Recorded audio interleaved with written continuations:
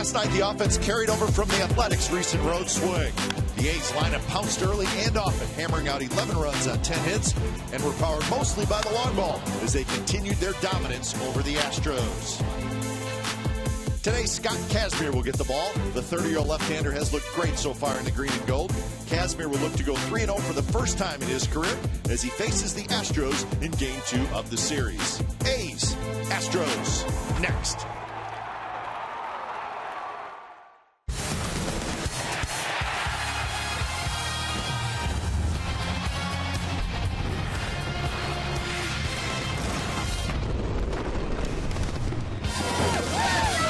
Day for baseball. A huge crowd is expected, and why not? It's Josh Donaldson tarp catch bobblehead day. You wait in line, it's worth it.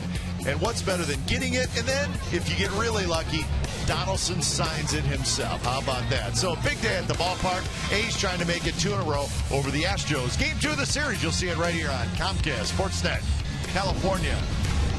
Good afternoon, everybody. Welcome to Oakland A's baseball. Along with Ray Fosse, I'm Glenn Kuiper. So far this year, Scott Kazmir has been everything the A's had hoped for. He's just been really, really solid, and the velocity's there. The changeup's great. The slider's good. You can't ask for much more. And he's a pitcher, and I think that's the most important thing, because at times, if you have a good fastball, you rear back and try throw it by everybody, as he did with the Tampa Bay Rays. But he's learned his off-speed pitches, his breaking pitch, a great changeup, probably one of the best that we have seen. Outstanding fastball. Little scared last weekend in Seattle when he grabbed his left forearm. Everything is fine. Great to see him on the mound this afternoon. And I think the biggest thing Billy Beane did, sign him to a 2-year contract, especially after losing Bartolo Colon.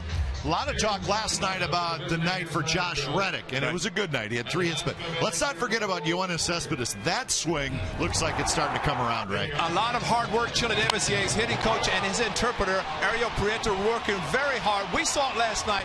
He seemed to let the ball get almost on top of him before he swung the bat. Big home run there, a high arcing fly ball for the home run. Base hit up the middle. When he stays back and uses his power and his strength, he can hit like that. He got 3 hits last night. As we've said, he's a 5-tool player, and he showed it last night from the hitting standpoint. So we saw a good approach, a lot of good swings last night from the A's hitters, and hopefully that'll be the case as they go for 11 runs. Right. Maybe again today, we shall see. So beautiful day for the ball game, and we're looking forward to it. It's the A's, and it's the Astros, and it's coming up next.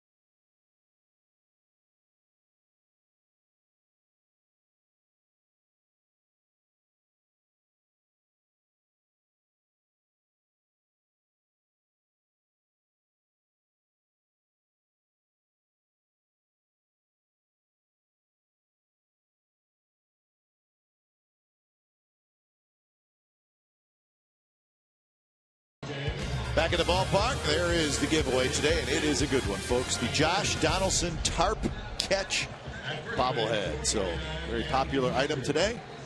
Big crowd on hand as Donaldson and the A's take the field. And let's check our game time weather. Presented by the Santa Cruz Beach Boardwalk. Admission-free boardwalk is open. Spring break now through April 20th. 64 degrees. Just a little bit breezy, but a gorgeous day. Not a cloud in the sky. So day baseball from the Coliseum after the A's won last night 11-3 by scoring 7 runs in the very first inning. So the A's wearing the green tops, Astros wearing the orange tops, and just moments away from first pitch. Lineup for the Astros this afternoon: Altuve at second, Fowler in center, Jesus Guzman will be the first baseman, George Springer in right field, Carter the DH, Dominguez at third, LJ Hose is in left field, Carlos Corcoran is the catcher, and Jonathan Villar will play shortstop. Scott Kazmir, great find for the Athletics after getting back to baseball last season for the Tribe. The A's signing Scott Kazmir, Houston native, and he's pitching against the Astros, and that's good news because of the way we saw him last weekend in Seattle. But Scott Kazmir, as we detailed in our open, an outstanding pitcher, and happy he's in the green and gold. Here's the defense for the A's this afternoon: Cespedes in left, Gentry in center, Reddick in right. It's Donaldson and Lowry on the left side, Punto and Barton on the right side, with Derek Norris doing the catching. So a couple of left-handers on the mound today. Kazmir for the A's, Oberholzer for the Astros. So Altuve digs in. Set for baseball. Crowd still filing in. It's going to be close to a sellout or maybe a sellout. First pitch, 107. First the giveaway, and beautiful Saturday afternoon. So we're looking forward to having the big crowd get in their seats and enjoy an afternoon of baseball.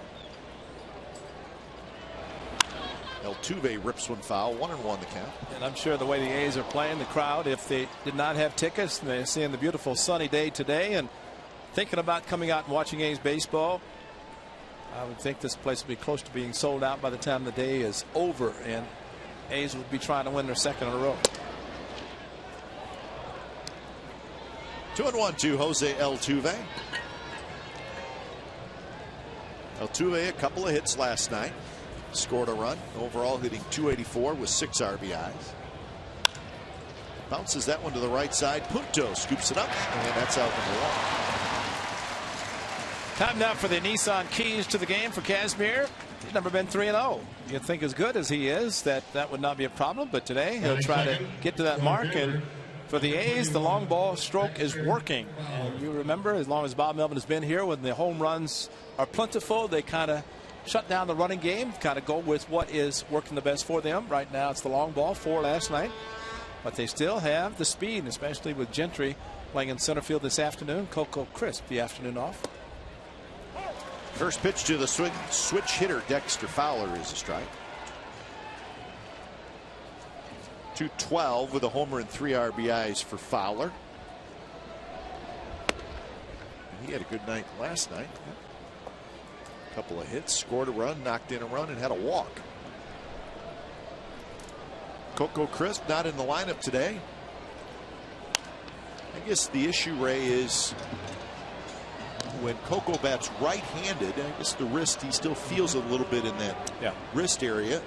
So with the left-hander pitching today. Yeah, since he has come back in his plate, of course, Craig Gentry, a very good player to play in his stead, but every time a lefty comes in towards the end of the game, Coco does not hit. So it's a pretty good indication that is the issue. And Coco got a 3-2 fastball, and he was so excited he might have overrun first base because he had to go back and touch it, and then the home run trot.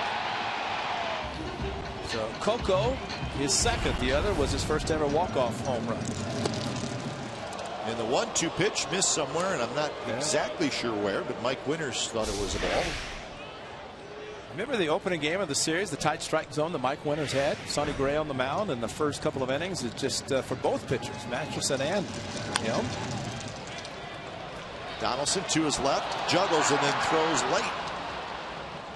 So that's going to be an error on Donaldson. Once he got it into his throwing hand, the ball kind of popped into the air. Well, again, cutting in front of Jed Lowry when the off-speed pitch rolled over by Fowler, but he runs too well and able to get down the line. Runs very fast, and Josh Donaldson, if he'd have made that play, might have had another bobblehead. The transfer, isn't it amazing? The transfer of the ball out of the glove seems to be a problem. But that time it would not have been challenged. That's not a good sign to see the number of errors. Well, the pitching's been great. The offense scoring plenty of runs, but the ace at times have been a little shaky defensively, which is a bit of a surprise, at least in the early going, as you saw the note. 17 errors now.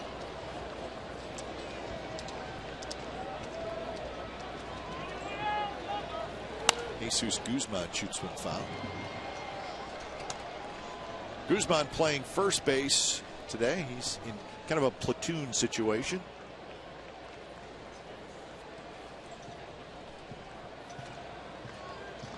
Sonny Gray got out of a tough jam last night after an error occurred in the first inning. What should have been the third out.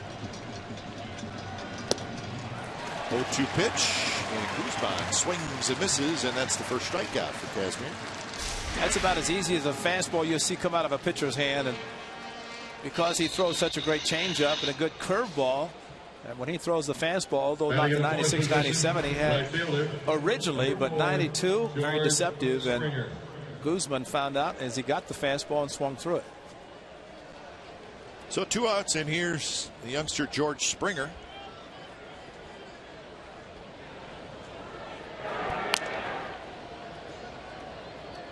Springer playing in his 4th big league game.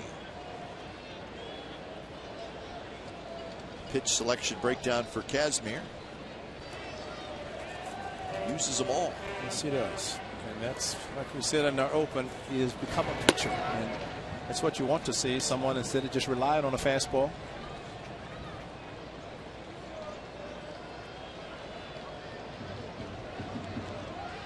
One 1-0 to Springer. Springer 4 for 14 so far this year, and he takes a strike. 1-1. Couple of hits last night. He had his first career RBI and his first career stolen base.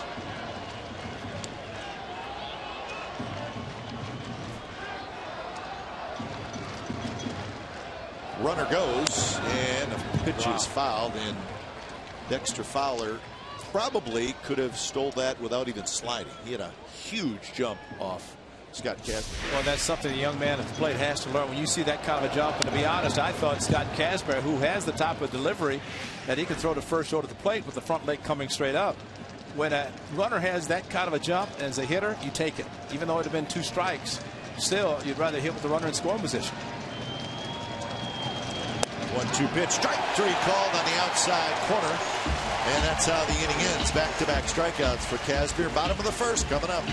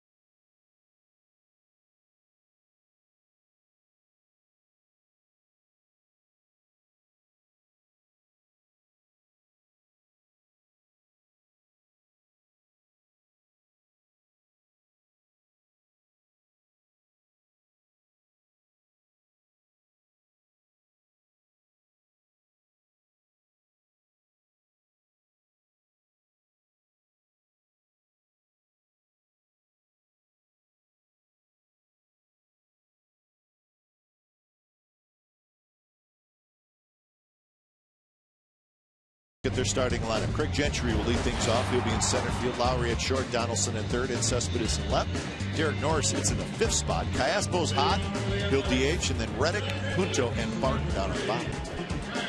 Brett Oberholzer, the starting pitcher, the lefty for the Astros. The A's saw him one time last year. He pitched here at the Coliseum and picked up a no decision, gave up a home run to Yoenis Cespedes, and that was it. So the A's are seeing him second time, but similar to the pitchers they saw last night, 2-4 seam fastball, curve, changeup from this lefty, and I would think with that two-seamer is going to be tailing away from the right-handed hitters.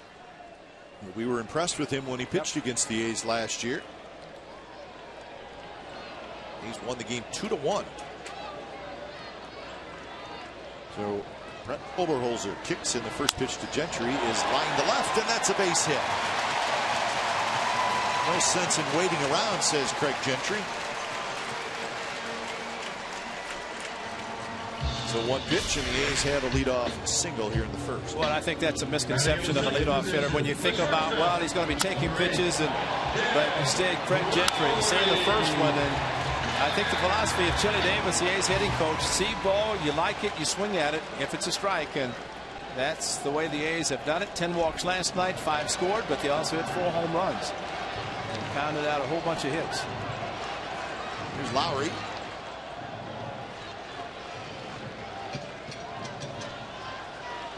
A's received 10 walks last night, is that correct? That's right. 5 scored. So they had people all over the base paths. Right field, a long run for Springer, and it'll drop foul as he bangs into the side wall in the right field corner. Quick look at the defense for the Astros. Hose, Fowler, Springer left, center, right. Dominguez, Villar, Altuve, Guzman third to first, and Corcoran is the catcher. The A's had 22 base runners in last night's game. They had guys all over the place. They did. And that pitch is inside to Lowry. Lowry hitting .269, a homer and 6 RBIs. A's with 19 home runs so far after the 4 last night. That's 3rd most in the American League, and the A's are 4th in the league in total runs scored, 79. They're also 10 for 11 in stolen bases. It's a similar situation for Jed Lowry hitting behind, or at least Craig Gentry, who's a threat to steal. And when you have a right-handed hitter, what Springer did not do in the top half of the inning, he ended up striking out, but he could look at the runner, and that's what a right-handed hitter can do. He can see out of the corner of his eye if the runner is running. Now with 2 strikes, Lowry has to swing, but in the case of Springer, he did not have to. Left-handed hitter may be a little bit more difficult. If you see him going, put him in scoring position, unless you have a pitch that you can hit behind the infielder as he covers the bag, let him steal it, especially the way Fowler had it stolen.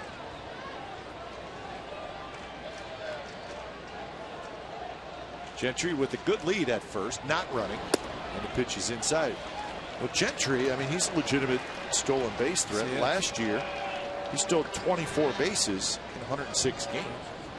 I remember in Anaheim when he went on first move and Pujols made a high throw as Gentry kind of ran towards the grass and maybe obstructed Pujols' throw, but it worked well when he got the stolen base.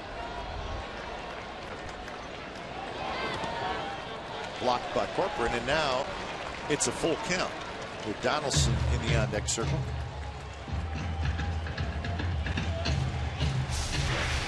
Good block. We saw Jason Castro getting a lot of work last night, and Corcoran did a very good job of just getting down. Look at the glove. Down. Uses his chest protector, his body to block the ball. Exmo brought to you by Cache Creek Casino Resort.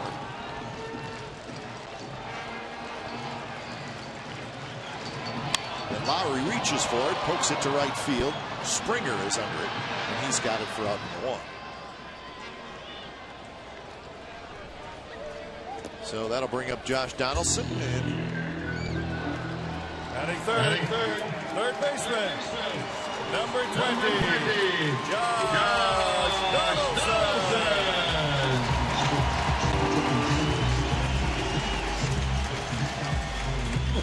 So a nice ovation for Donaldson on the Josh Donaldson bobblehead giveaway day. Well, the description that we have been reading is correct. It is probably the most unique bobblehead you'll ever see. So you have to assemble it. Put the background of the fans in it, and got the tarp in it. Josh is not talking to the tarp, but still, it's in the diorama. It's very well done. He did in spring training. Yeah. Donaldson, big swing, pops a foul out of play. So let's get a good look at the bobblehead. So there you see it. You see the tarp. You see the fans in the background. Very well done. Vince Cotroneo was assembling his over in the. Was he? How was he doing, Vinny? He did fine. It's probably on his tweet someplace. I don't know. Taking a photograph of it.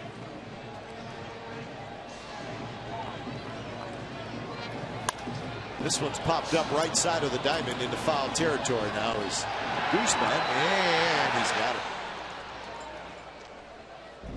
So this was the catch that started the bobblehead idea.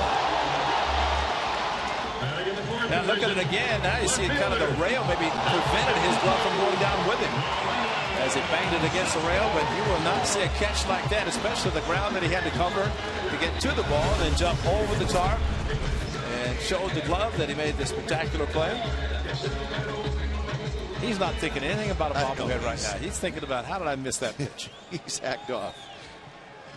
I think my favorite thing about that catch, though, was the fact that he was able to keep his arm lifted up in the air with the glove showing that he had caught it, and that's the only thing you saw was his arm sticking up with the ball in the glove. The rest of the body was down underneath the tarp.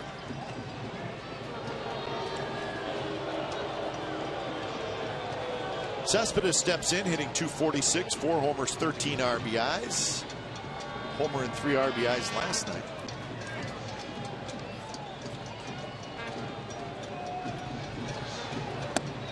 Fastball for a strike from Oberholzer.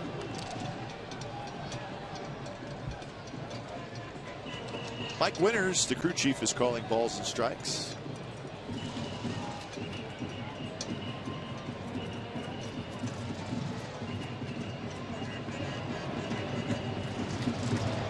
Cespedes hits it hard, but right at the shortstop, VR, who goes to second.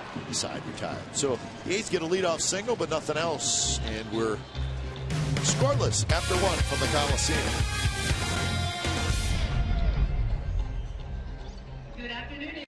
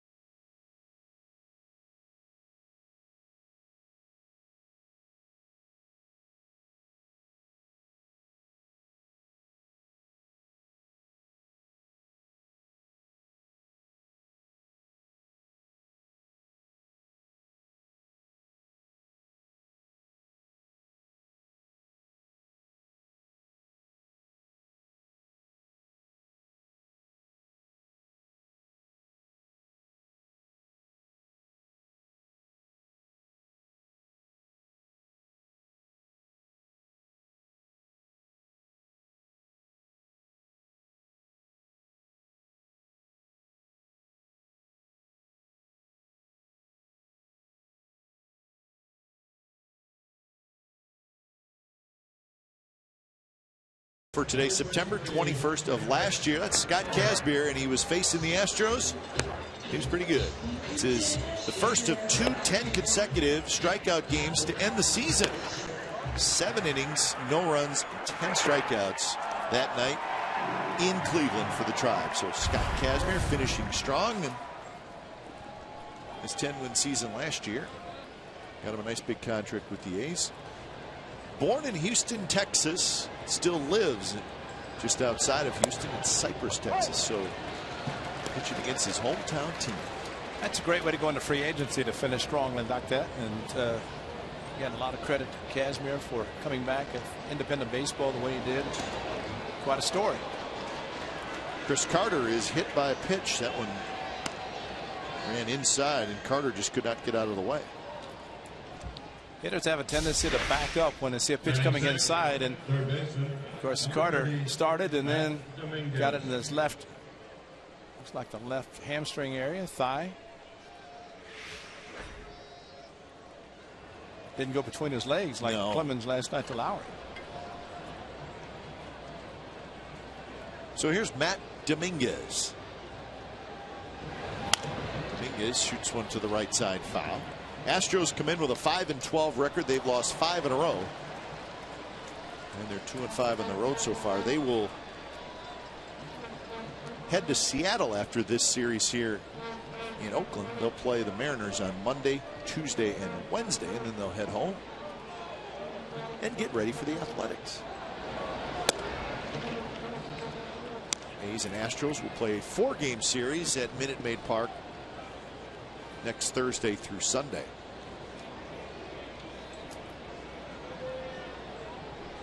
So we're going to be in Houston for a while.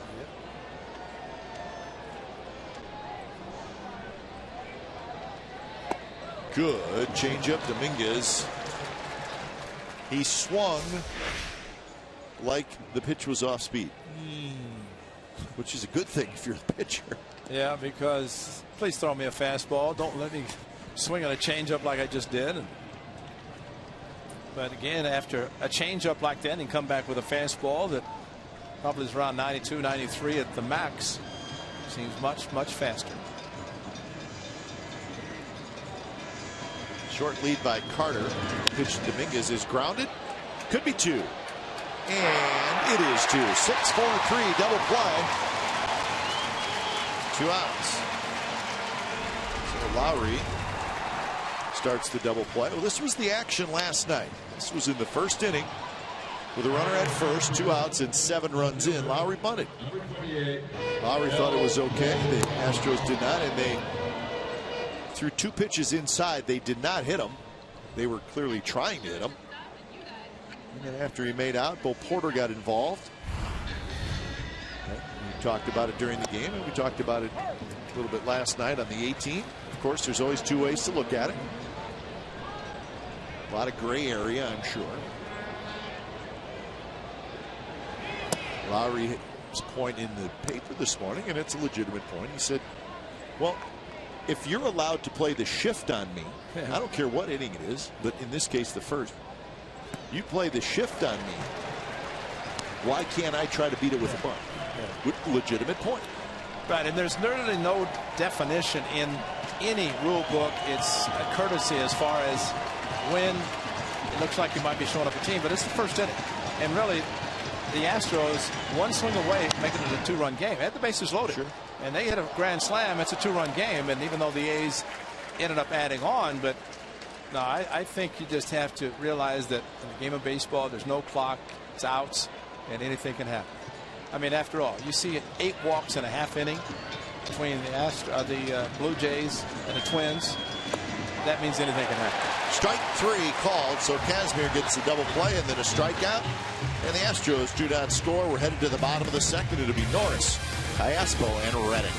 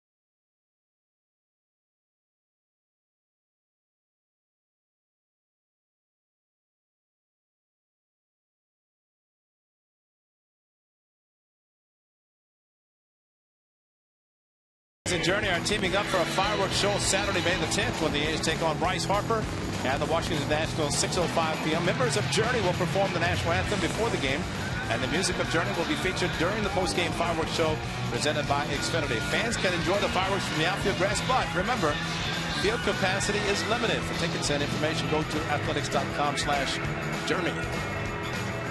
Some of the songs by Journey, Cat, that you... They'll probably open it up with when the lights go down in the city. Oh, they do that one? Yeah. Well, that's perfect. David Dunn and Diamond Vision, that's always a natural. I don't want to tell the guys what to do, but that certainly seems like a song you would open it up with. Well, they do it for every other fireworks. I would hope they would do it if Journey is the one that's actually here to perform. Very strong point by Mr. Fonzie. Separate Ways, Don't Stop Believing, which is probably their most famous song, which tends to be overplayed some. That's why I went directly to you. Good group, though.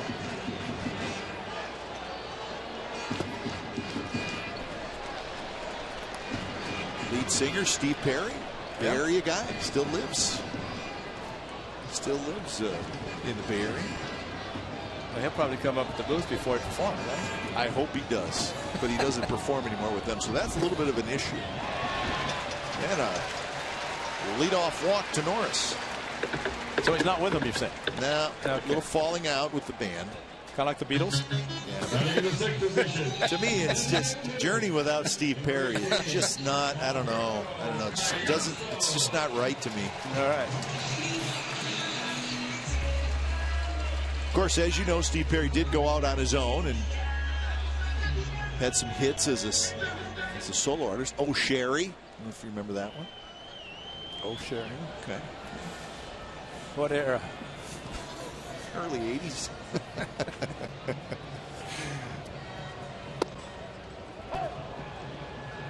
Inside corner, a strike to a red hot Alberto Callaspo, and he's been hot for a while now. This is not like a 3 or 4 game thing for Callaspo. If you look back on the Wednesday of the split doubleheader, the A's against the Tribe after the opener on Monday, the Tuesday rained out. He had a home run, and he's been on lineup pretty much ever since then. Fowler grabs it.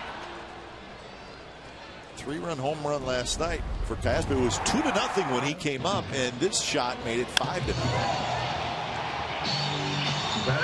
His swing, and you just don't expect the ball to travel the way he approaches, because he uses the whole field, but you get him in a count where he can look fastball, which he did, and that's a lot of upper body strength that he provides when he makes the kind of contact he has done for the A's, especially last night. The one out, here's Reddick. Good swings from Josh Reddick last night. That was great to see.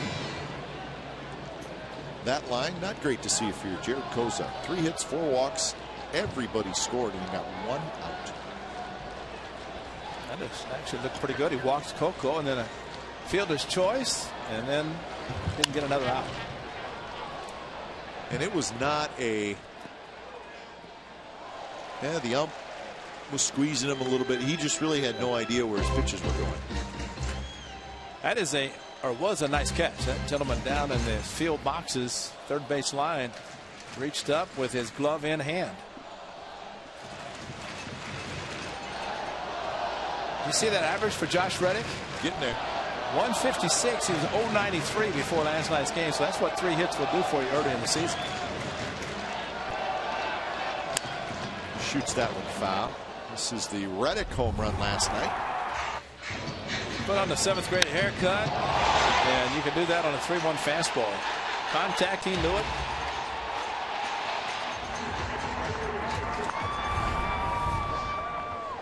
Yeah, he reminded us in our post-game interview about the 7th grade comb over, which seems to work for him.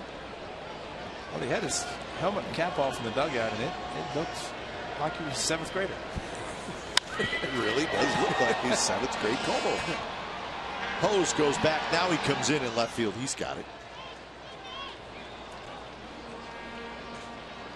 I like the fact that he has the ability to name his hairstyle. Batting in the 8th position. Yeah, I interviewed Sean Doolittle on the A's radio side, and you know his beard is so long. Normally, you put the microphone close to the mouth, and as I hold the mic up, I'm thinking, if this beard gets any longer, I'm going to have to hold it down to his kneecap or something. You know. So be honest with me as you're sitting there interviewing him, and he's a good interview, very nice young man. But were you or were you not looking at that beard, thinking, what is going on in there? Well, I did want to think about what's going on because we've seen some commercials about some other guy that had a beard, and that was bad. But it was longer and longer. And now microphone's probably a good 6 inches from his mouth, and I'm thinking, engineer's not going to be able to hear it if I don't keep it closer. But the beard was stopping it. But you know, it's working for him. He's got the look. That's a reliever's look, and might as well keep it. And he's going to be in the bullpen for a long time. You signed the contract he did, and happy for him. I don't think, did he post a picture of him without a beard and everybody thought he had shaved it? Yeah. Oh, April Fool's. That's right. April Fool's Day. Said the traveling Doolittles will be in Boston and New York. They're all happy from back on the East Coast. And there is a group that travel, and especially back on the East Coast, to see their favorite son, grandson, and just a good man.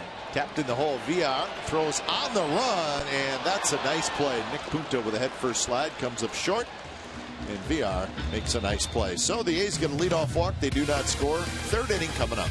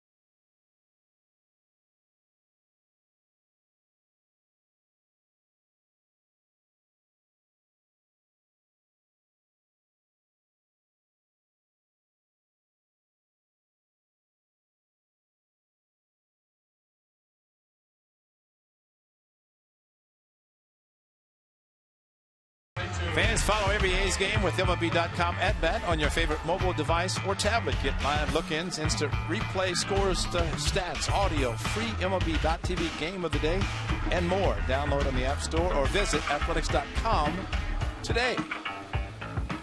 Great app to have.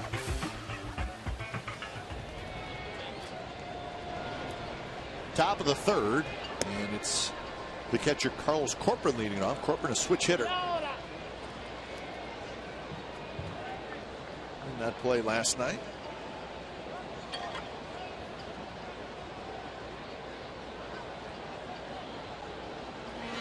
Corcoran had a couple big hits against the A's last year, did he not? Yes, he did. He played well. Jason Castro, the all-star catcher, most of the time, but they give him after a night game. Switch hitter gets in the lineup, and it's a very nice backup. Kazmir ahead in the count, 1-2. 3 strikeouts for Kazmir. He's allowed 2 base runners. One was on an error, and the other one was a hit by pitch. He's got a double play ground ball. 4th start for Scott Kazmir, and with the exception of the last start in Seattle, Derek Norris has caught all 3, and John Jaso, I think, said it perfectly after catching him for the first time. said if you're ever going to catch a pitcher for the first time, Scott Kazmir is the type to do. Be behind the plate because easy to catch, put down any of the pitches that you want to, and he'll throw very good strikes. His changeup today seems to be his best pitch. Fouled straight back with a fastball. So 2-2 the count as Corporate goes for a long walk. Where he's going, I'm not quite sure. Now he heads back. He's walking away saying, when's he going to throw the changeup? So I don't want to get fooled again.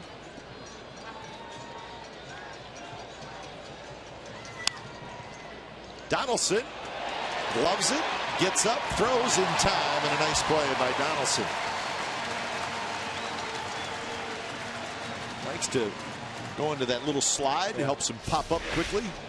Well, one of the best at cutting in front of the shortstop, and look where Jet Lowry would have had to field the ball back on the outfield grass, a much longer throw, and even for Corporate, the catcher, getting down the line well. So if a third baseman can cut in front, even there going into the slide, the 360 turn coming up, making a strong throw. He's got a very strong arm and very accurate when he does make the long throw.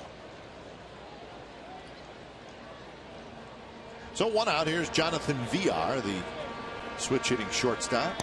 Shows bunt, takes a strike. 184 with a couple of home runs and 5 RBIs for VR. He was 2 for 4 last night, scored a run.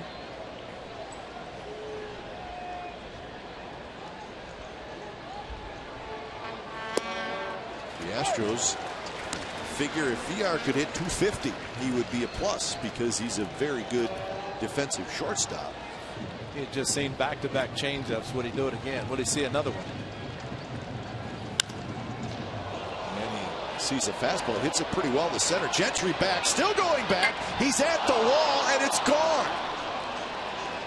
Welcome to day baseball at the Coliseum. Jonathan VR homers to one of the deepest parts of the ballpark, and the Astros lead 1-0. And unfortunately, that's what happens with the high fly ball. Gentry's back. We saw him Wednesday in Anaheim showing his leaping ability, but the ball just kept drifting, and Gentry kept going back towards the wall. And as he jumped, the wall stopped him. He had a long run to go back to it, but as he got back to jump, watch what happens. The ball, as he jumped into it instead of straight up, and there's not much he could have done except do that, especially with the ball drifting. But how about that? 2 changeups. And he had him fooled in a 0-2 fastball. And that's what hitters do. They just look fastball, watch the wall. As he jumps, he's almost ready to catch it. And he would have caught it had he been able to get back to the wall and jump straight up. But as he jumped in, the wall stopped him. He could not go straight up. And that's the difference of it being a home run or a ball that's caught. I think he had it, felt he had it all the way. But the wall right there. I mean, that's how close. But if he's able to get back, jump up, he probably would have caught it. Yeah, and the ball that he almost caught on Wednesday in Anaheim, he got there, stopped, and then jumped up. Right. There's a difference. If he would have been able to do that here, he may have caught it. I mean, it would have been a terrific catch, but there was clearly a difference in kind of how he timed his jump. Exactly. And he plays relatively shallow. VR not necessarily, although that was his 3rd home runs, but you figure you play shallow, you go back on the ball, but that maybe created more of a, as the ball drifted, so was Gentry going back, and he had a long run to try to get to the ball. So it's, I guess you almost want to be able to stop and then jump, which he was able to do in Anaheim. He was not able to do there.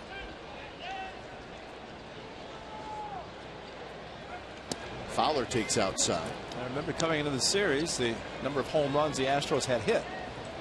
They hit the home run. Fortunately, this one was a solo. That's their 19th of the year. So they're not scoring a lot of runs, but they are hitting home runs, if that makes any sense. Fowler tries to bunt. This was the play in Anaheim. Now watch how, now he did not catch it, Gentry, but he got there and planted and then made a good jump at the wall. This is a long fly ball. I mean, it took a long time. So look how high he went above the wall. Now you look at today, his glove barely got up to the top of the wall. So you take that same jump today, and that ball by VR is caught. Altuve runs, pitches, call the ball, and the slide, and he just got in there. So a head-first slide by Altuve. He gets the stolen base. That's his 6th steal of the year. Puccio got him on the foot. Yeah, that's what he thinks he did, and did his hand get on the bag before the tag? Oh, he missed it. That's the Aviles. He was trying to show it.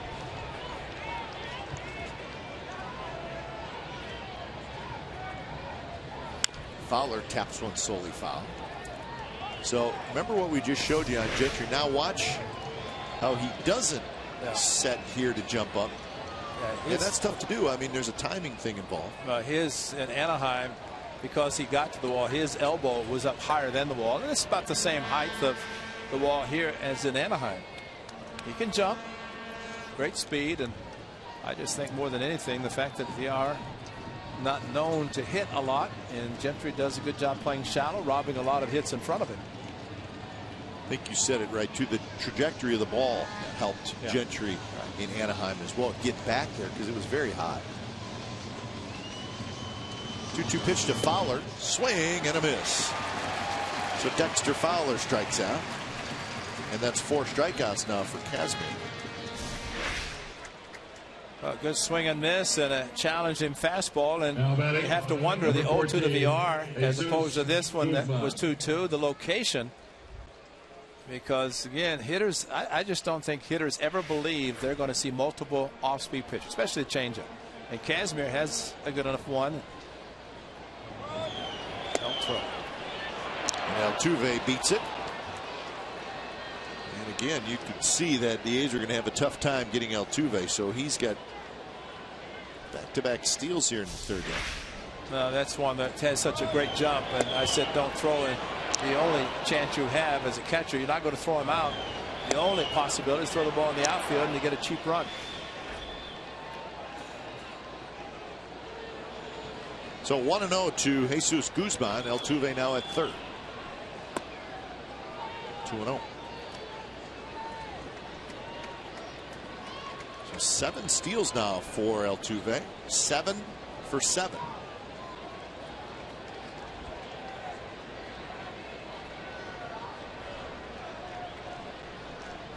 And that pitch runs in. Check swing by Guzman did not go, says Andy Fletcher.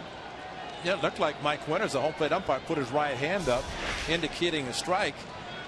But Fletcher at first.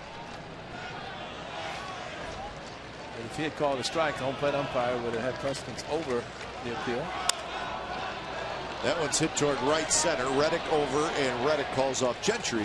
Side retired. A run for the Astros on Jonathan Villar's 3rd home run of the year. Bottom of the 3rd coming up. 1-0 Astros.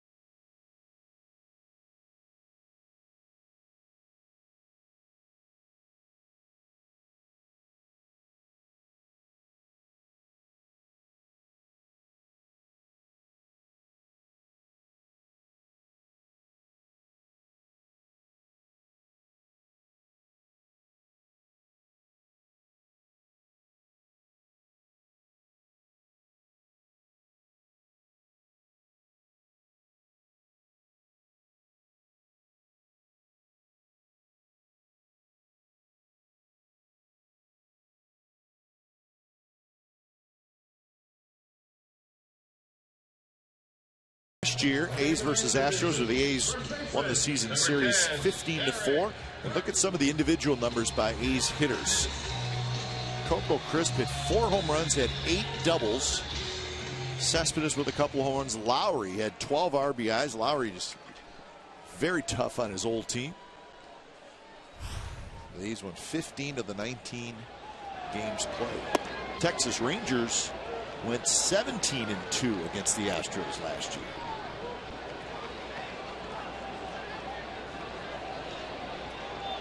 Barton, Gentry, and Lowry here in the bottom of the third against Brett Oberholzer.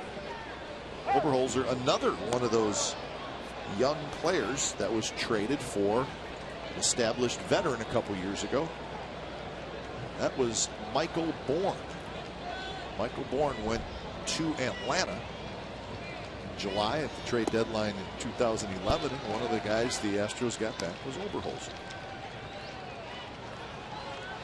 That's the Astros numbers. 10-9 against the Angels, though. They went into Anaheim and swept a series down there. Now you look at the 5-game difference between A's at the top. It made a big difference, and Astros are going to get better. They have the farm system. We talked about last night. They're going to have a TV contract, and they will be a kind of a force in the Western Division in the American League, and they will go down as playing more shifts than anybody. Well, last year when they lost 111 games, the problem was, Ray, they finished the season with a 15-game losing streak.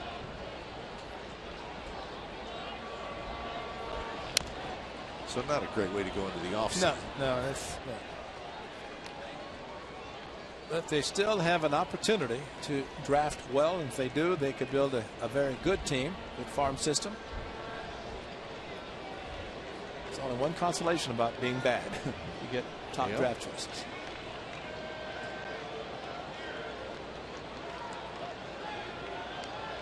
Two and two to Barton. And Barton lines on the right center. That's going to get down, and see if Barton goes for 2. He will. Fowler gets to it, hustles it back in, but Barton has a leadoff double.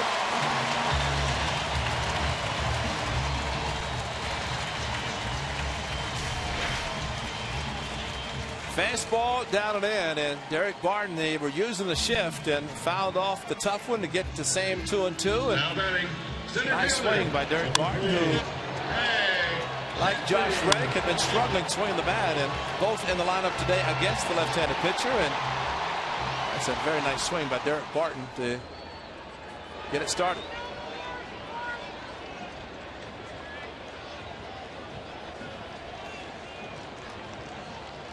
Gentry with a base hit in the first inning. Corner infielders in. First pitch is inside. You know, from Oberholzer's standpoint, I think he likes pitching out of the stretch. Look what he did in the first and the second. A base hit and the leadoff walk. Pitched out of the stretch, gave up nothing. So leadoff double for the A's this time. Maybe we'll change that.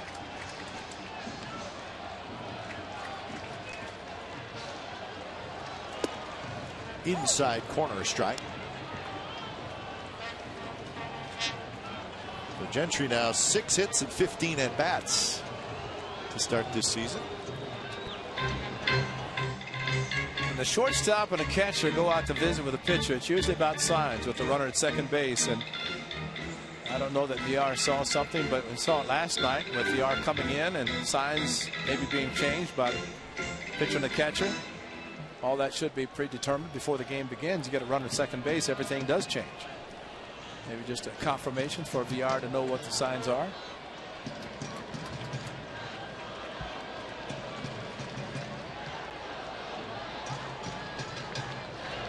Gentry does bunt this time, and he foul tips it for a strike.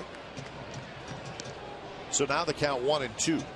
Lowry on deck, and then after Lowry it'll be Donaldson. Astros with a 1-0 lead on Jonathan Villar's home run.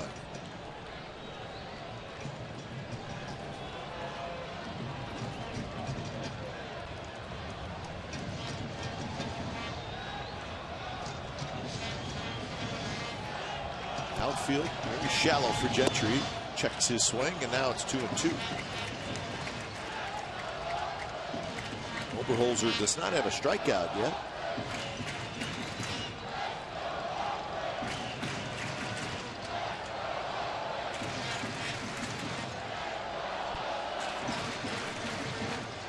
And that is lined down the left field line, and it drops fair. Barton will score. Gentry digging for 2, and he'll make it with a slide, and we're tied at 1.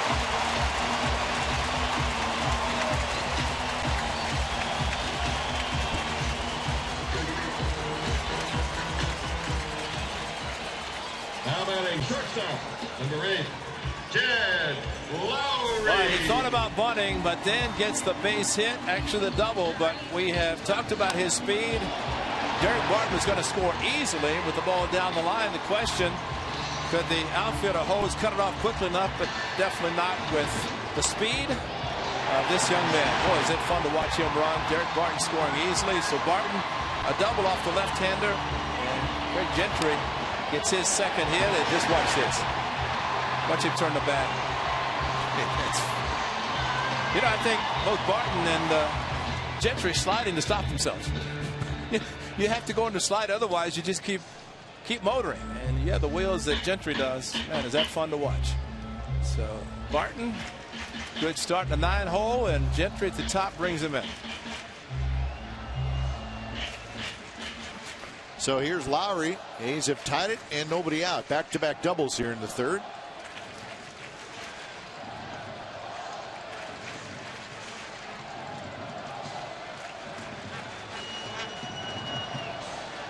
Lowry hit a fly ball to right field in the first inning. Gentry runs, and he's going to be in there. Dominguez was playing in. So he's in a tough spot. He's got to hold to see if the ball's hit, and then he's got to retreat to the bag, and that's not easy to do. Well, not with him. Watch Gentry at the top of the screen taking off. Look at the jump he had and the speed. And Dominguez made a good play, catching the ball and just spinning backwards, but that's all on Gentry. And the smartness of him base running, like you said, seeing Dominguez in front of the bag. Now the infield would be back. Lowry takes low, 2-0.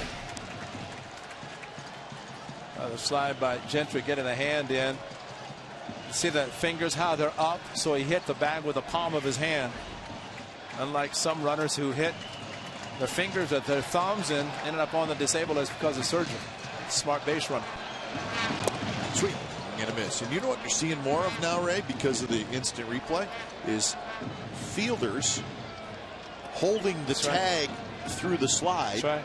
Because a couple times we've seen calls been overturned because the tag has been held. The guy is initially safe, and some part of his body pops off the bag. Yeah. Tag is still on, and he's called out.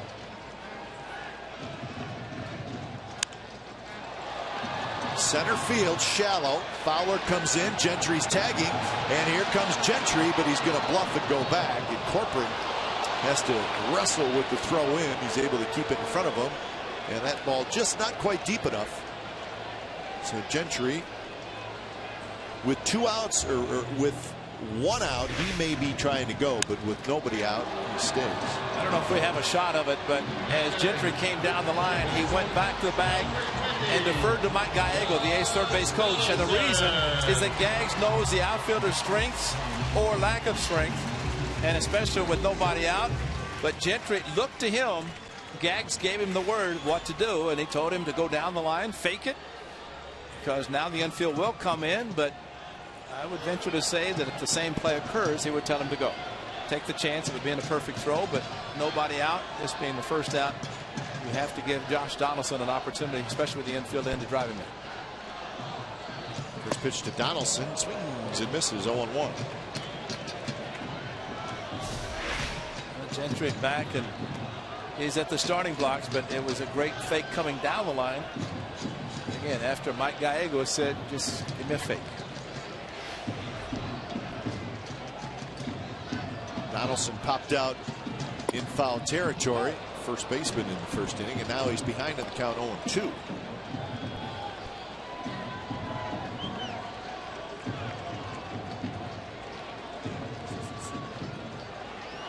Cespedes is the on-deck hitter.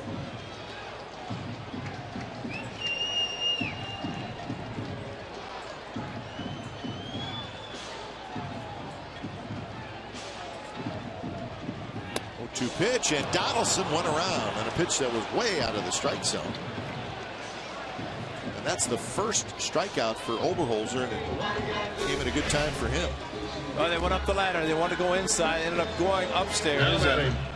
As it turned out, Donaldson trying to be maybe too aggressive with the infield in. Now they will move back.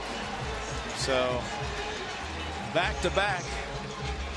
After Gentry steals third, 2 opportunities to get him in. One with the infield back, one with the infield in, and now takes a 2-out hit by Cespedes. Cespedes grounded to short to end the first inning after his 3-hit night last night.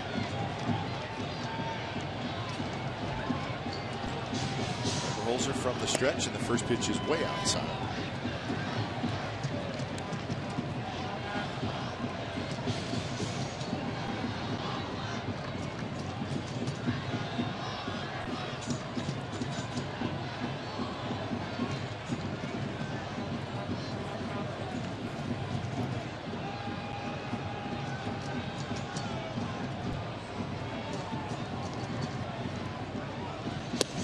Breaking ball, and it's in for a strike.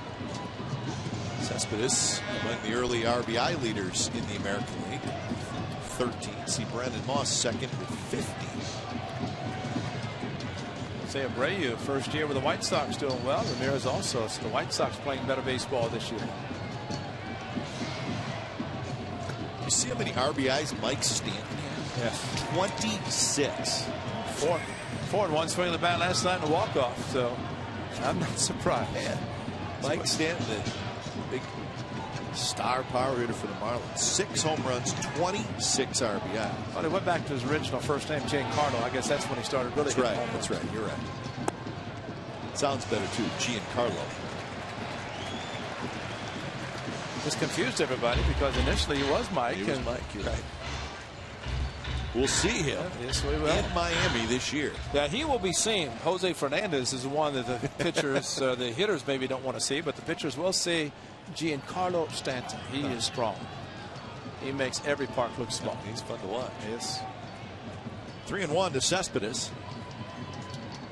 Cespedes taking 3-2.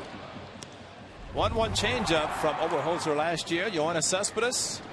That was the only run this young lefty would give up. A solo home run on the changeup.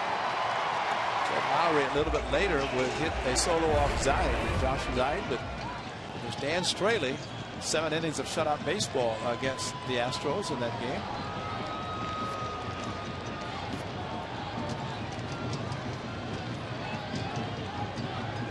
So he lost that start.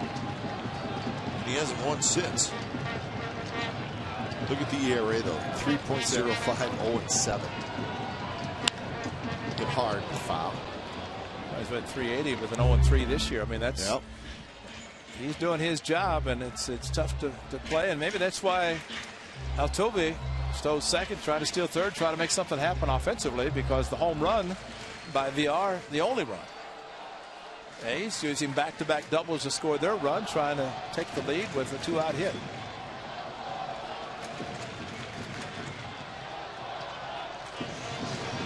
To pitch in the dirt. Cespedes lays off, and that's the second walk issue by Oberholzer. And the way Oberholzer started or pitched against Cespedes in this at bat, I don't know if they had any intention ever to give him anything good to hit. A couple of breaking pitches, good curveballs behind the count. Number 36,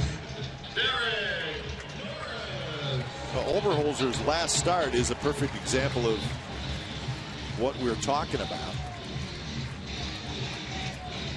He goes 7 innings, give up 5 hits, 1 run, 7 strikeouts, throws just 89 pitches, and he loses the game 1-0 in Arlington, Texas. So you throw that well in that ballpark, and then you lose. It's frustrating. Yeah, if you figure you give up only 1 run and you are going to lose, then you know snake for the year. Yep. First pitch to Norris is ripped foul, heads up down in the A's bullpen and right above it.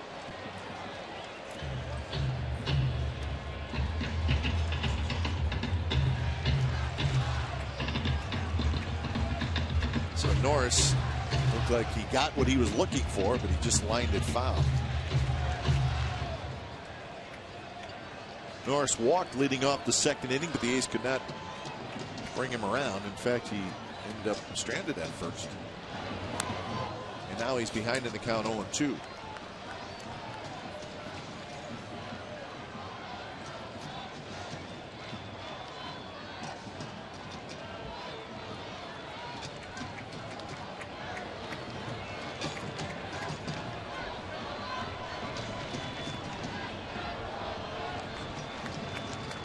Doing a little yard work out in front of home plate.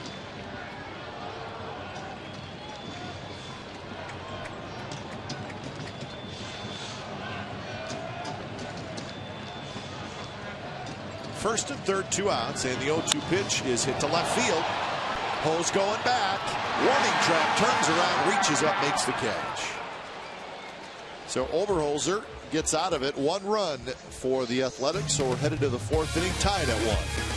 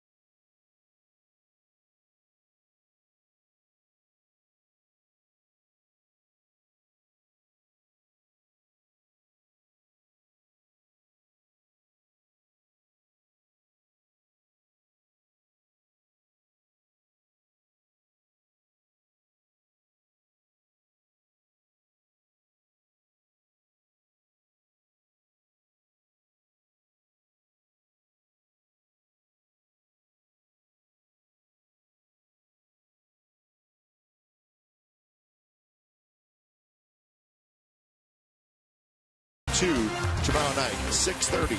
Check it out right here, Comcast Sportsnet, California. Top of the 4th inning, Springer, Carter, Dominguez. And Scott Kazmir, we're tied at 1. He's got a run in the bottom of the 3rd. Springer struck out looking in the 1st inning.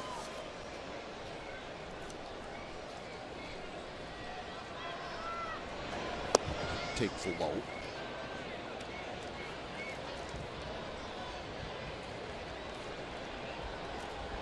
.63, 204 for Springer, the size, just 24 years old. Which means he's going to put on a few pounds with the frame and be a strong young man.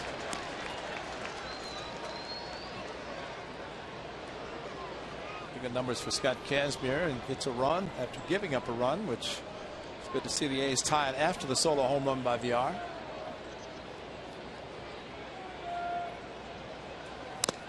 Big swing there by Springer, had a good rip. 2-2 to count.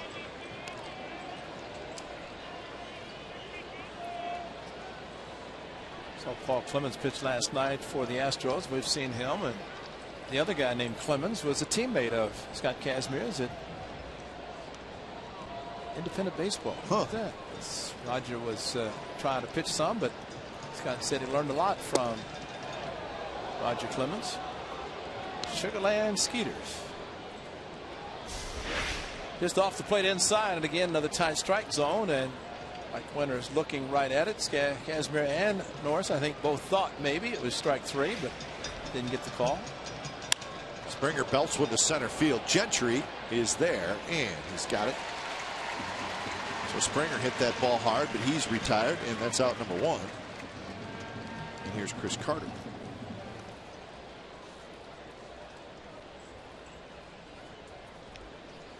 Now batting. The White Sox and the Rangers will play later on tonight down in Arlington. It'll be Quintana and Lewis. Rangers starting to play better baseball. They've won 4 in a row.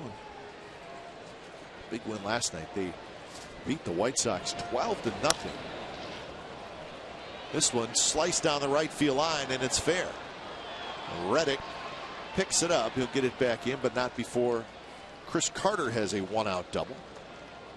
So Carter gets his 5th double of the year. Number 30. Carter's going the other way. Well, we have seen his swing, and just almost a late swing going after the pitch down and away, and just natural for him to hit the ball in that direction. Steve Delabar saw him hit a ball down the left field line, and crack of the bat. Crushed it right up the middle, a base hit, and here comes Carter, and here comes Gentry's throw to the plate, and he is safe. A bang play at home, and Carter is called safe, and the Astros take a 2-1 lead on the single by Matt Dominguez. Well, Bob Melvin coming out, and this is kind of an automatic. You don't have to challenge it. It's just a question of the foot getting in. So you see Bob Melvin turns around to face the A's dugout. See, so he can find out if what the replay's telling Adam downstairs. See, I think under the old rules, if you will, Derek Norris could have blocked Chris Carter off the plate, and it was a close play anyway. But you see where Derek Norris was set up. See the left foot? He's got the lane. Is the foot up in the air before he tagged it? Looked like he got the right foot on the plate before the tag, and probably inconclusive as far as there. It's amazing how quickly he got the right foot down after sliding on his backside. The front foot goes up, but got down quickly, and in between the legs was the tag.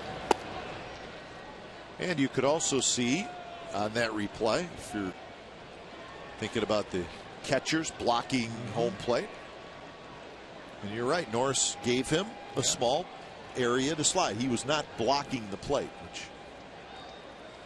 but in the old rules, you could have put your foot on the left corner where he slid in, forced him to go to the back part of the plate and behind it. And if it'd gone in the same way, see the foot where Derek Norris is, I mean, he has to give him that lane, but I don't know. Derek maybe thought he got him, but his foot, the right foot, got on the plate very quickly. So Dominguez gets his 5th RBI, and the Astros grab that lead right back.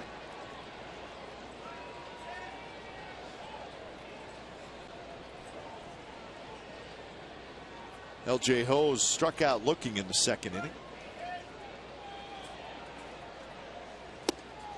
And that one is inside. Let's take another look at the play at the plate. Now look at the left foot of Derek Norris. He's giving him the plate, but if his foot's right there, he could block him off. But in matter of fact, if his foot had been there, he could have brought the tag down, and the tag probably would have been applied to the right foot before it hit the plate. But I think it's so confusing for base runners, catchers, as to what they can do. They don't want to kind of obstruct because they know it's going to be challenged, reviewed, and any little thing that's done out of the ordinary, then it's probably going to go to the base runner. There's a strike. 2-2 to Hose.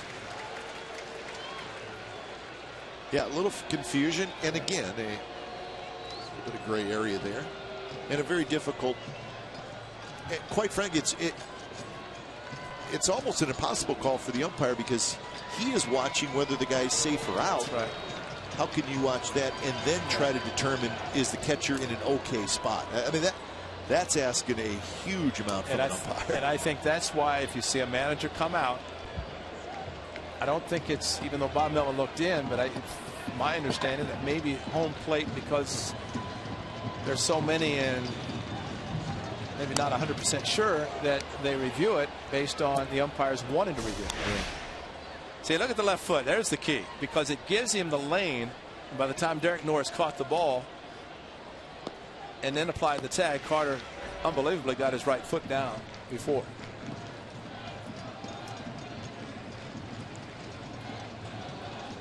So 2-2 to Hose.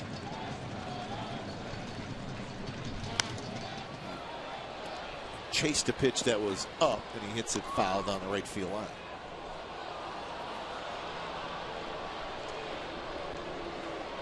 Oh, it's so close. But if you reach out and you fall on the field, you're gone. Then you're in trouble.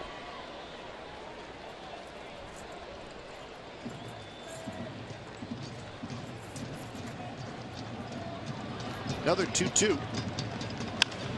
That's hit toward Punto. Backhand nicely, and that's a double play. So a run for the Astros, bottom of the fourth coming up. Houston 2, the A's 1.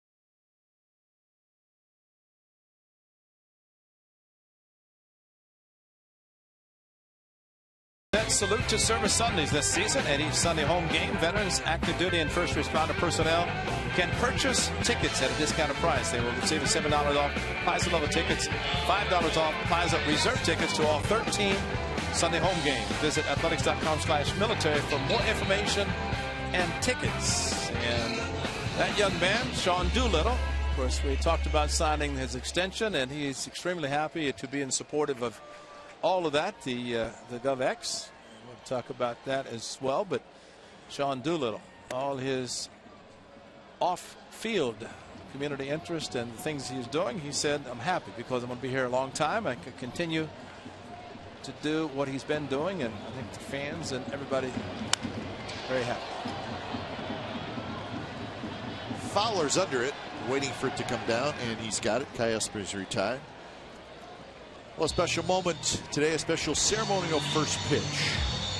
That's Marcos Garcia, who's going to throw out the first pitch with members of his family. And Marcos's brother, Diego Garcia, who was a huge Oakland A's fan, unfortunately, this past offseason was out jogging, and he was hit and killed by a drunk driver. And the A's paying tribute to Diego Garcia today, and again, that was his brother Marcos. So kind of a sad day, but yet a nice tribute to somebody who was a huge A's fan. So that was the special pregame ceremony with the ceremony of first pitch. So first pitch for Diego indeed. So tough times for that family, but hopefully maybe they still can enjoy the A's games, whether they're here at the ballpark or maybe watching it on TV. But we've been told that he was one of the biggest A's fans there is out at this ballpark. I think that's what's always amazing, the number of A's fans there are throughout the Bay Area, and we're seeing it today with the huge crowd on this beautiful Saturday afternoon. Strike 3 call to Reddick. Reddick shakes his head at Mike Winters.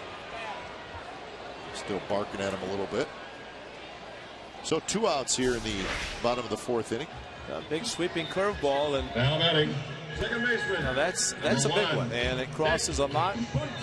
Winters thought it crossed enough the plate. Height is okay. It's just a question, and you know where Corcoran caught the ball, may have been outside, but I always say it has to get there somehow, and it usually means crossing the plate. So 2 outs. Here's Nick Punto, and Oberholzer looking for a shutdown inning.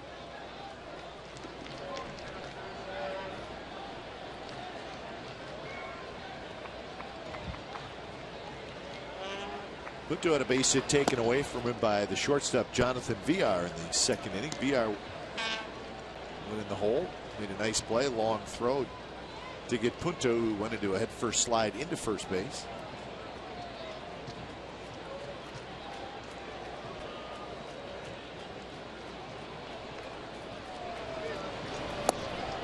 Fastball, 88 miles an hour, right on the corner. 2-1 the count. So Oberholzer, right, not an overpowering guy. 89, 90, but it looks like he mixes it up pretty well. Yes, he does, and hits his corners, and if you don't throw hard, you need to have good control, and that's what he's been doing. He's got a couple of strikeouts, a couple of walks.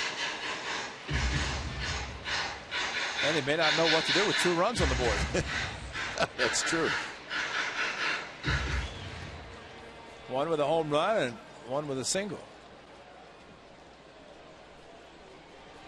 And the Astros, his first 3 starts, scored a total of 5 runs.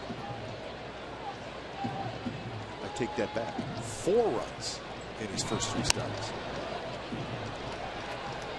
Another foul ball by Nick Punto.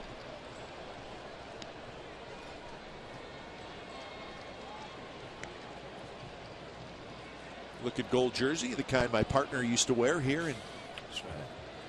So the A's wore the gold jerseys last night. They are wearing the green tops today. So, as Charlie Finley would want it, you wear all white tomorrow, right? Wedding gown white. There you go. Except the jersey looked like a sports jacket because we only wore it on Sundays. It was a little more white than the pants. It was more white than the pants because we wore the pants with all the different colors. Line drive, base hit to center field. So Nick Punto puts together a good at bat, and it ends with a base hit. Nice swing by Nick Punto. He's trying to do something with 2 outs, and back up the middle is Oberholzer with a fastball center cut, and Punto right back up the middle with a good swing. You know, I did ask Steve Vucinich, the longtime equipment manager, clubhouse manager for the Athletics, because I said at one time, was there not a rule that if the home club decided to wear the alternate jersey, that the visiting team had to wear the grays? He said that's true. He said they didn't enforce it. He said the rule stands now that as long as the colors are not similar. Whoa. Barton, right field, a long run for Springer, and he gets it right in foul territory before moving into fair territory before moving into foul territory. So that'll do it. Ray's going to finish the story because I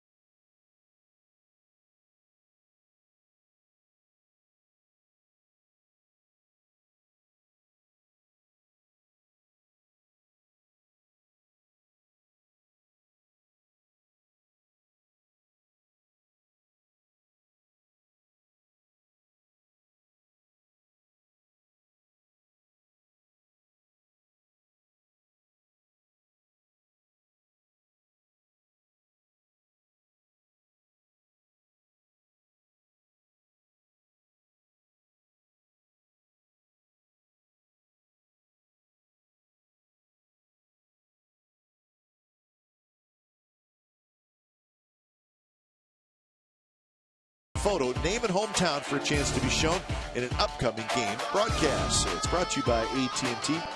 Today's fan photo, Ken McDonald, and he's with his grandson Jackson, and they're from Fort Lewis, Washington.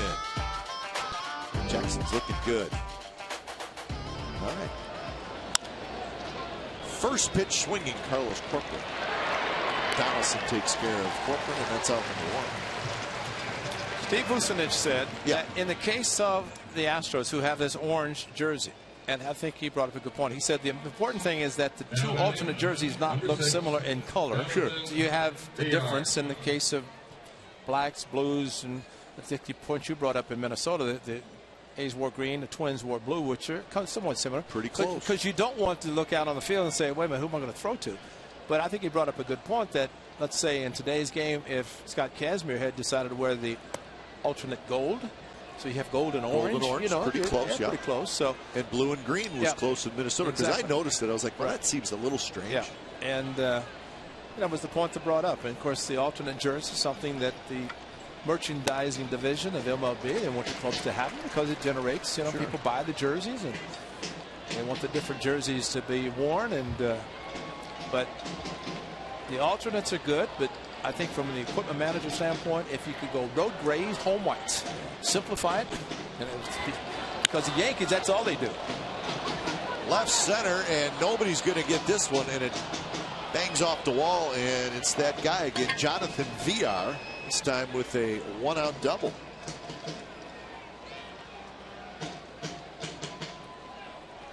So VR's got a good right-handed stroke going today. Number 27. That was the high changeup. So after seeing 2 changeups his first at bat, and then got a fastball for a home run to right center. This one got on top of the ball, and maybe it comes up again. Walk, because it's a home run and a double. Good afternoon for the 9th place hitter. Came in the game hitting 184 with a couple of home runs and 5 runs batted in.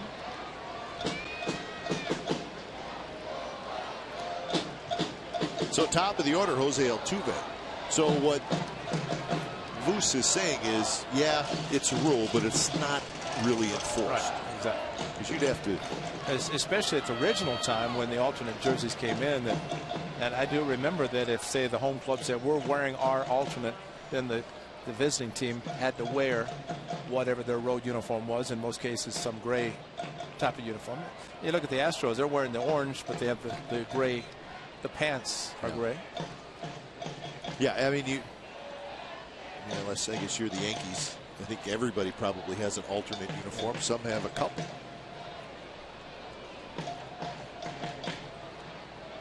This guy Altuve, as we have seen last year, this year, makes contact, and runner in scoring position, a very difficult hitter to pitch to.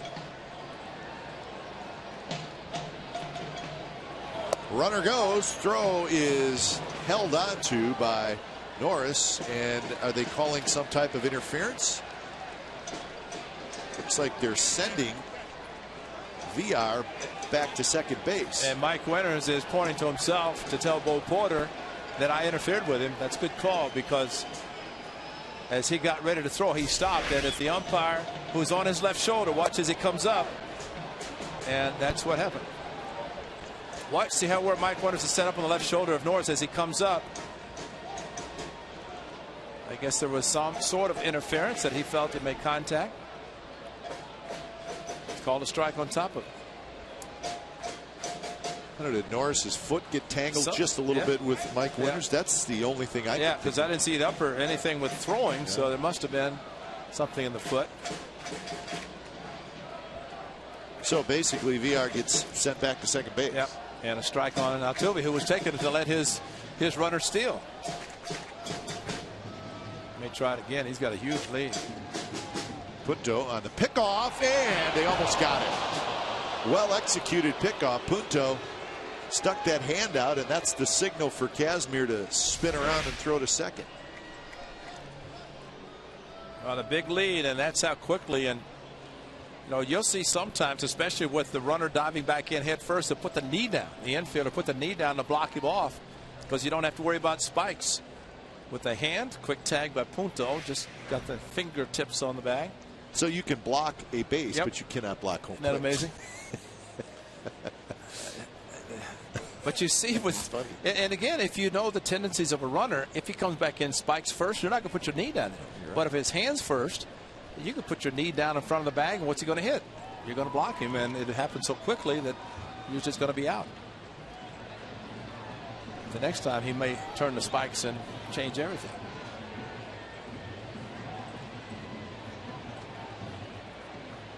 Pitch to Altuve, and he tried to shoot that one to right field, fouled it back. So 0-2 the count. How about this? In the American League, the National League, at one time, American League umpires wore the balloon chest protector. They stood well behind the catcher.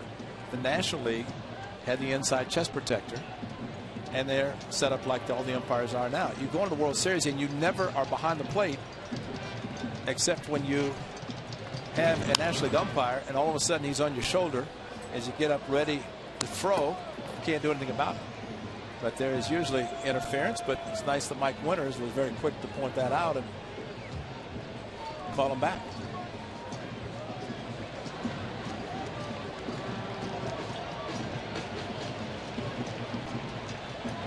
Dexter Fowler will be next. Another check of VR at second base. Astros leading 2-1 here in the top of the fifth inning. Single runs in the third and the fourth for Houston. The A's got their run in the third.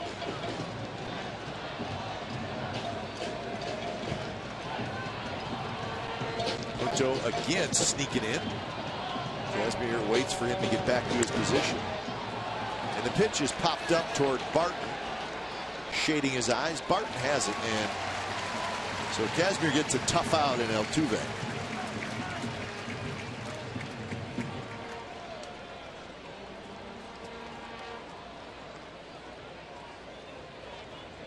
So that'll bring up Dexter Fowler. 21, Dexter Fowler.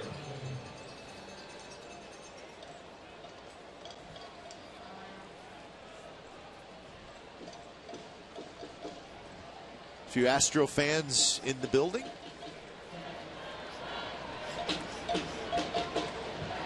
Fowler, the switch hitter. This pitch is way outside. Fowler, some good years with the Rockies. Last year played in 119 games, hit .263 with 12 home runs.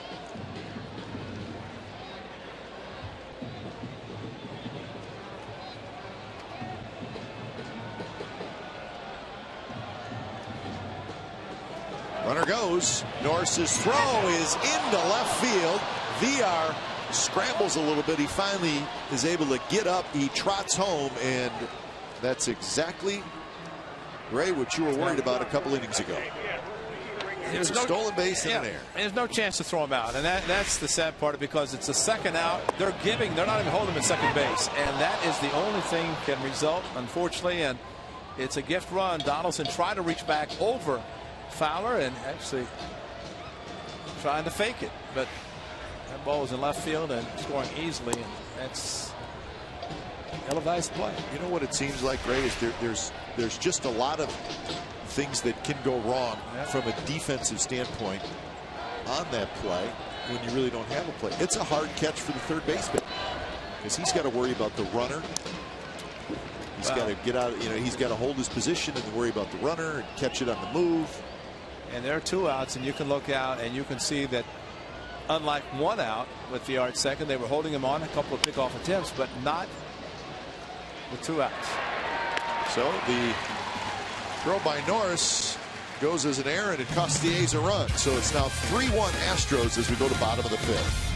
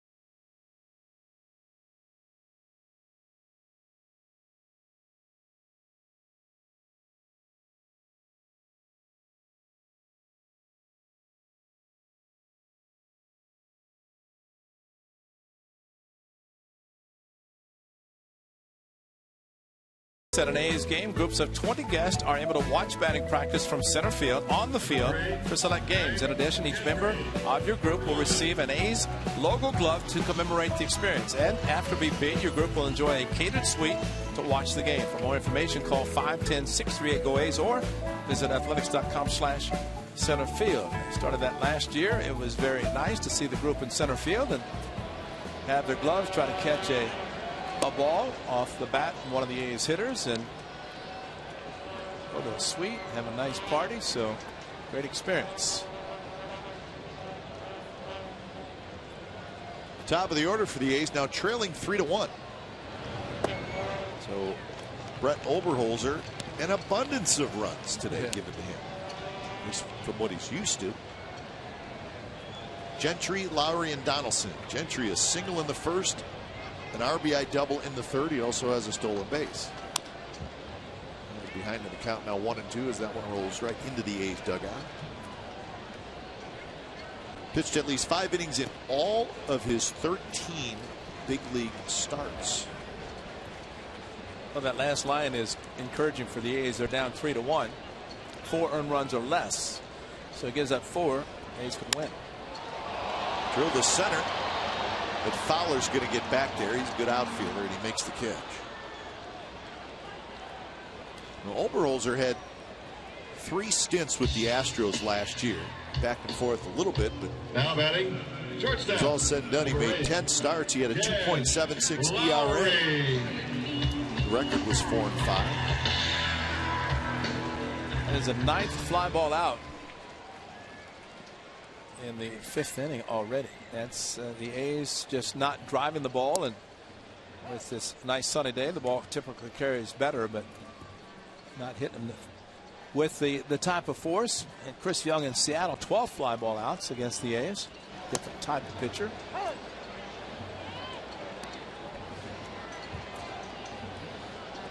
So Oberholzer jumps ahead of Jet Lowry on 2. Lowry has hit a couple of those fly balls, one to right, one to center.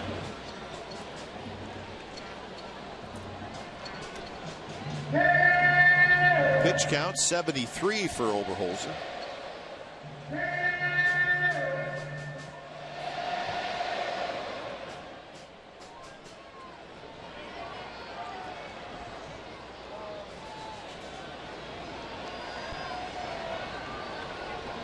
Long look by Oberholzer. Now he's ready. Kicks and delivers to Lowry.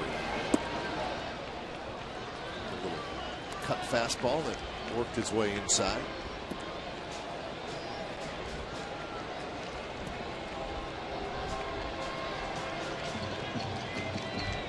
He's with 4 hits so far in the game.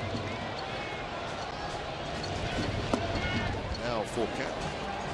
The best So it inning. was 0-2. Now it's 3-2. Best inning for Oberholzer was the 3rd inning when he had a runner at third, 1 out. Gentry was there, but had to fly out to center field and a strikeout. He was not able to add on another run in that inning.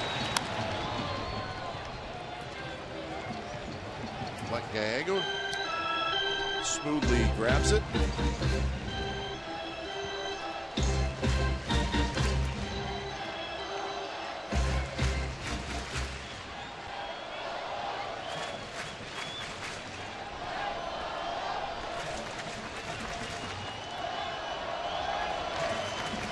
So the payoff pitch to Jed Lowry. And he rips it toward third. Dominguez stays down on it. And that's 2 outs.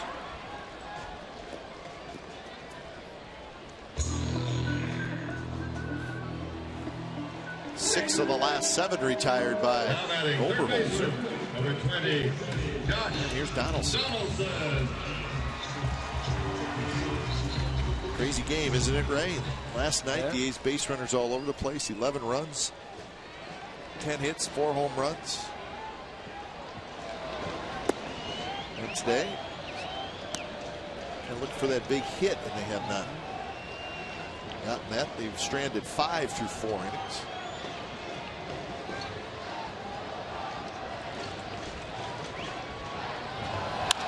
That one's belted to left field. Ho's racing back. He turns around. He's going to play it off the wall. He Gets it back in, and Donaldson has a 2-out double. Hit it higher and it's a home run, but he hit it too much on a line drive, sinking fast. But good to see Josh Donaldson on his special day, bobblehead day. Crush after a breaking ball, a fastball right in his wheelhouse. And it sounded great. Unfortunately for him, he did not get airborne enough to get out to get a quick run with 2 outs. Ho's played it well, but Donaldson knew it was not enough to get out, so he was hustling into second. So Donaldson now 5 doubles on the air, and here's Cespedes. So another opportunity where the A's need that big hit.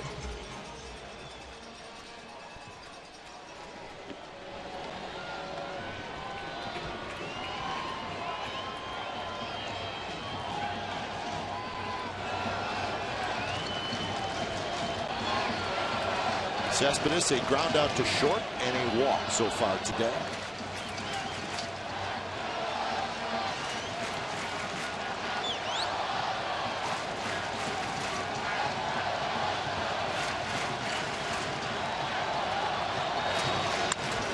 Grounded fair. Dominguez dives, knocks it down, gets up, throws.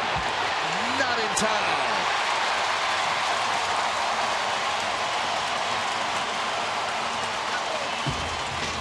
So to be a hit for Cespedes, Dominguez saved a run. Oh, what a very good play by Dominguez. And Cespedes, fortunately, once he saw the ball was caught, hustled out of the box.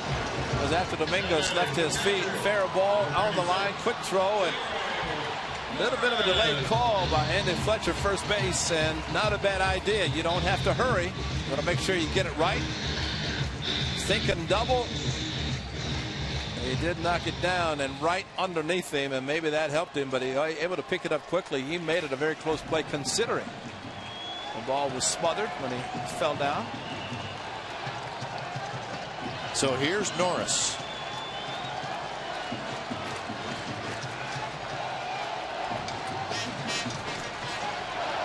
Norris hit in the exact same situation in the 3rd inning. 1st and 3rd, 2 outs, and he hit a ball to left field.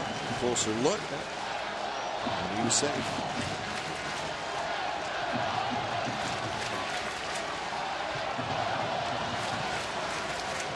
Half a step past the bag already.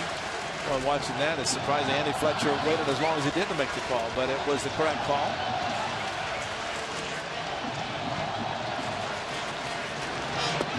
Norris takes low, 2-0.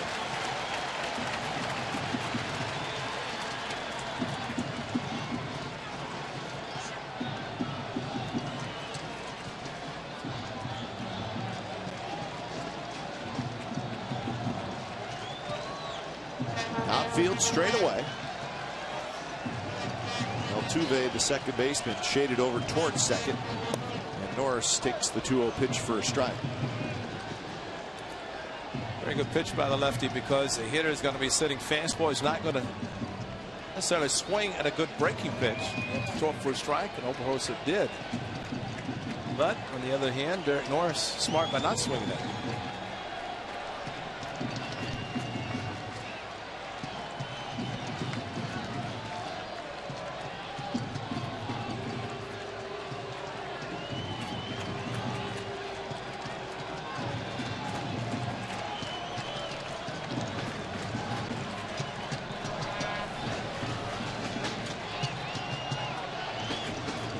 Norris bounces it right back to Oberholzer, who reached up, grabs it, side retired. So the A's strand 2 more. They've now stranded 7 through the first 5 innings.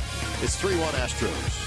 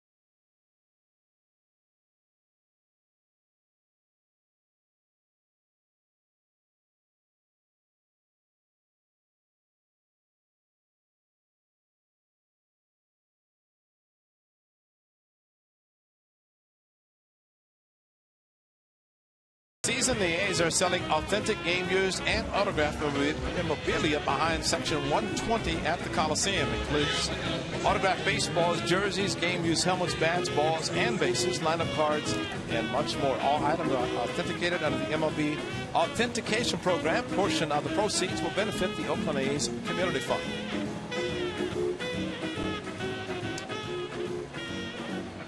And they are authenticating a lot of items. They do that stuff when you play? Nope. Then it was started doing it with milestones, obviously. But the last 5 or 6 years, they do everything. Well, especially it becomes a saleable item, and it's game used. People like to get game used items. And right now, right behind the dugout, or down by the dugout, that baseball was just passed on to the MLB Authenticator in town. Donaldson scoops it up. So that's out number 1 as Guzman's thrown out.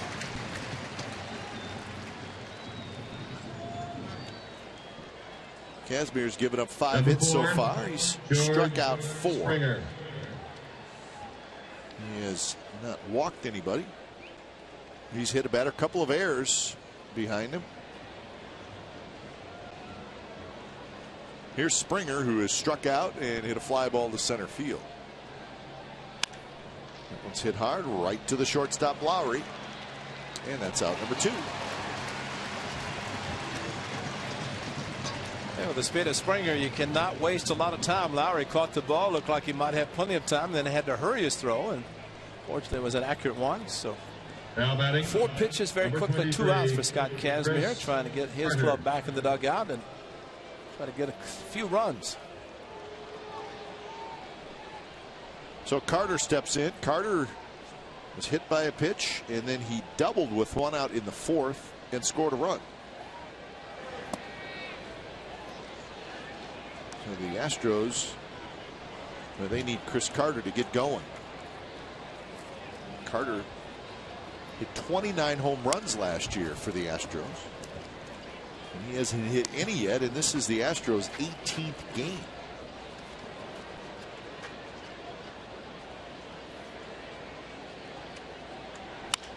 And that one's hit to left, but in the ballpark. Cespedes, he has it, and Kazmier has a very nice inning. 3 up, 3 down, bottom of the 6th coming up. Astros 3, A's 1.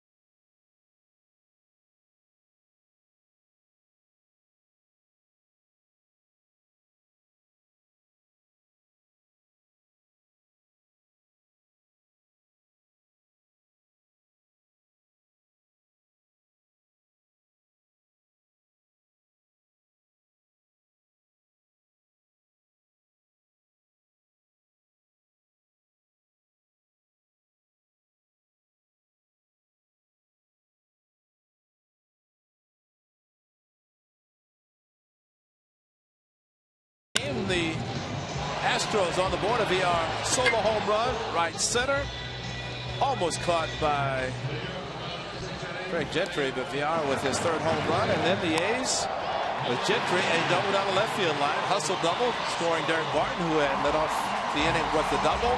Astros came right back in at this base hit up the middle, close play at the plate, but safe at the plate was Chris Carter.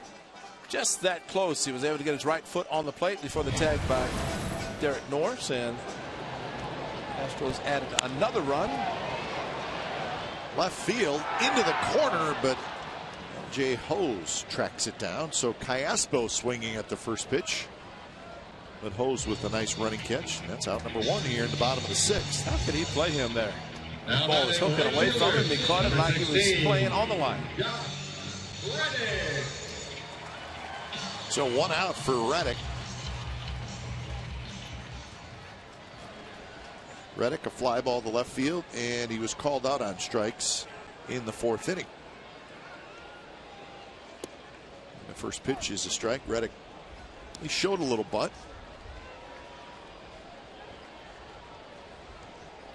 Punto to follow here in the bottom of the 6th.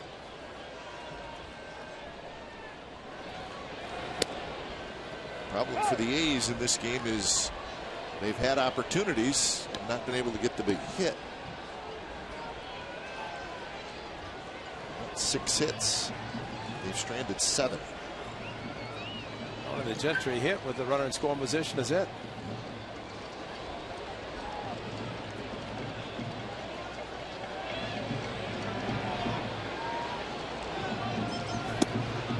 Well, good news for the A's, the way Oberholzer is pitching, that there is bullpen activity. Just now getting up down in the bullpen, and A's doing their normal job of making a pitcher work. Approaching 90 pitches for a left-hander. Reddick reaches out, pokes it to left field for a base hit. Nice job of hitting by Reddick. An excellent job, and when a pitcher lefty on lefty stays outside, no reason to try to pull. And Josh Reddick just kind of dragged the bat through the zone, and with the shift, went against the shift, and an excellent job of hitting by Reddick, who detailed 3 hits last night. I mean, it was way off the line. So Anthony Bass starts to throw.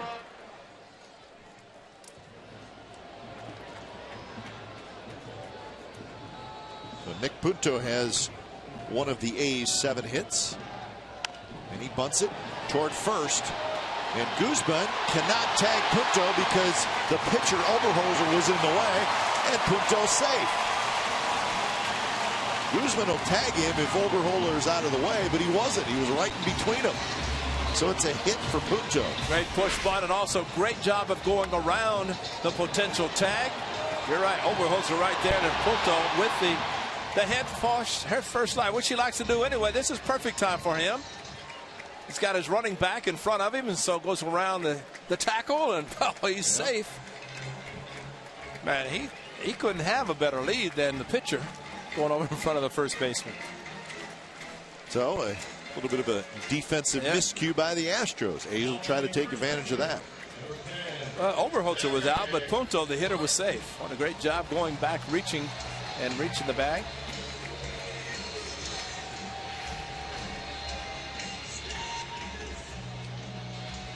So a couple of hits now for Punto, and here's Barton. So another scoring opportunity for the A's.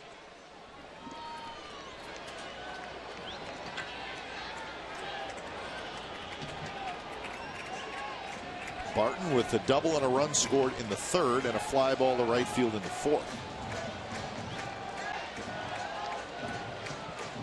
First pitch is a fastball outside, 90 miles an hour.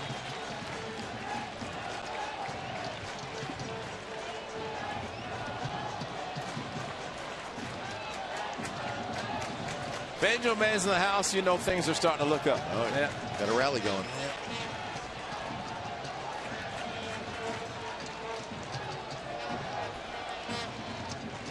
Barton watches a breaking ball catch the outside corner. 1-1 the count.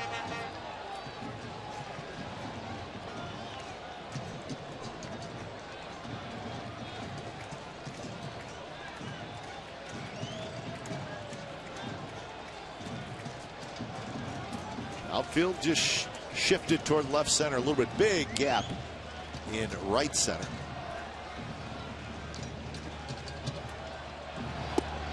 Martin takes a strike on the outside corner with a fastball.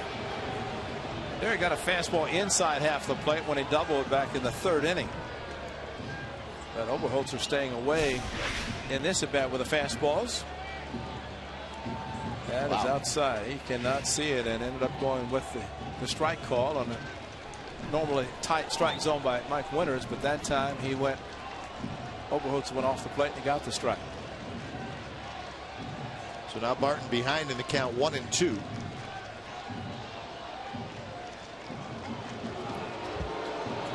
That move right there is a problem for a base runner who might be thinking about running, because you can take off, but the pitcher has the ability just to do the spin move. But Reddick was not going anywhere.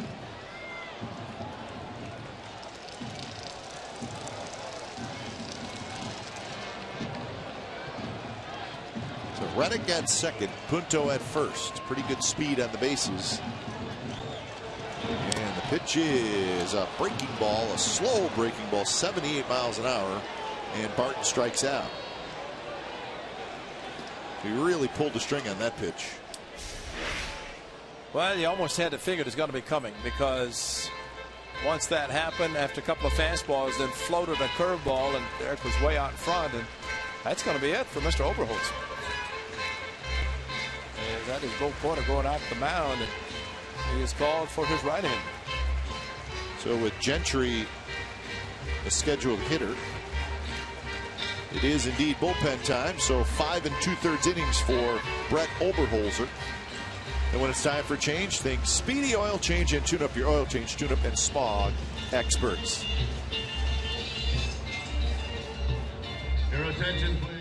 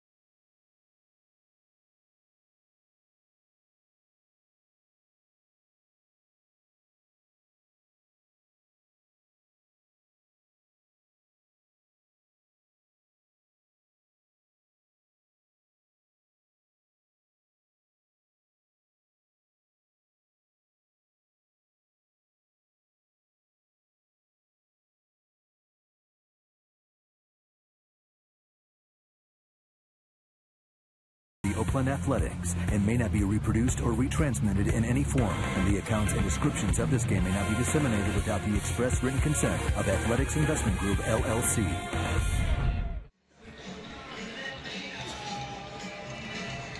So the A's with an opportunity here in the bottom of the 6th inning. 2 outs and 2 on.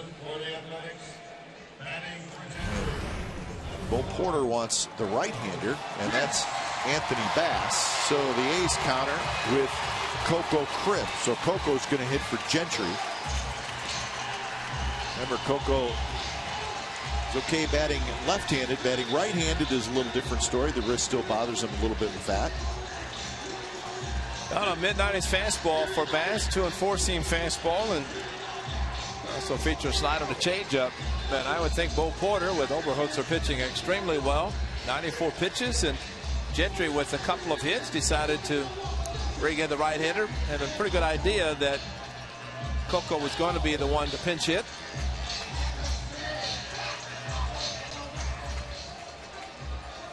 So Anthony Bass is your new pitcher.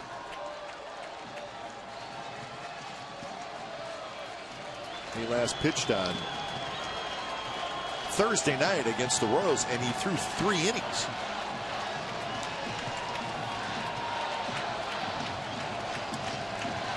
Coco gets a first pitch fastball coming off the bench. He might not wait. Gentry Pitcher swung at the first pitch he saw today from Oberholzer and singled sharply to left field.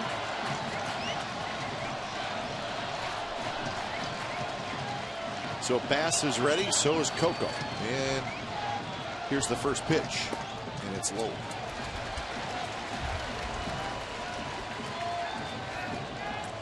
One lefty in the bullpen for the Astros, and of course the A's predominantly a left-handed hitting lineup. Switch hitters, of course, in the lineup, be able to turn around. Saw their lone lefty last night.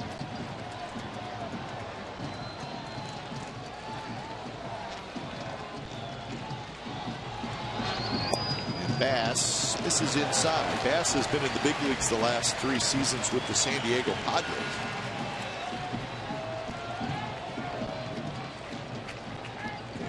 Trade from the Padres in December this past offseason.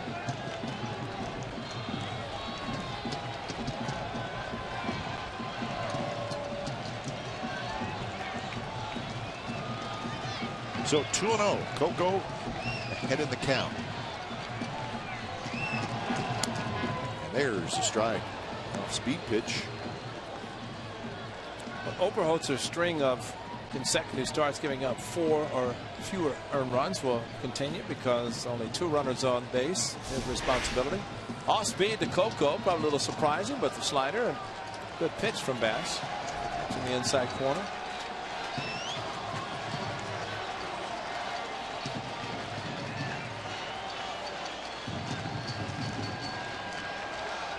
Quick look at second and the pitch to Coco outside, and now it's 3-1. So again, Coco in a great hitter's count. Tying runs are on the bases.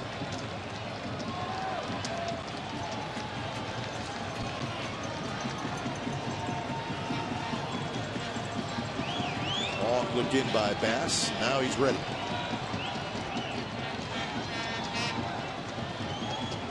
One pitch is popped up. Foul territory. Guzman in front of his own dugout, and it bounces right on top of the dugout.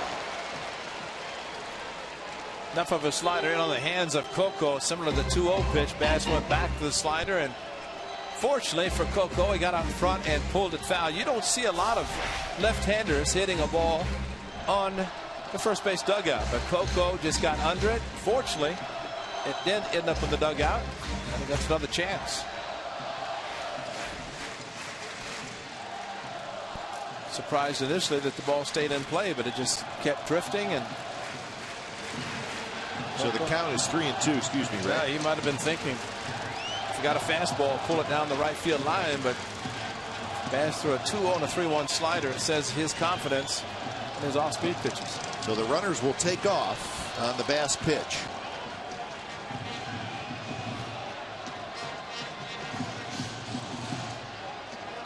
There they go, and Coco hits one high and fouled on the right field line, way out in front of this one as well. Runners return.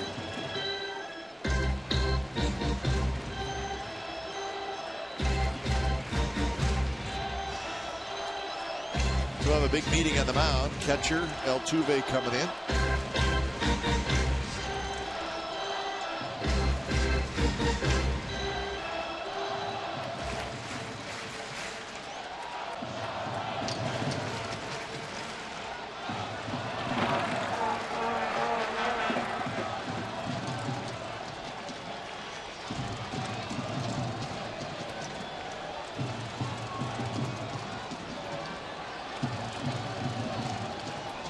Do the full count again.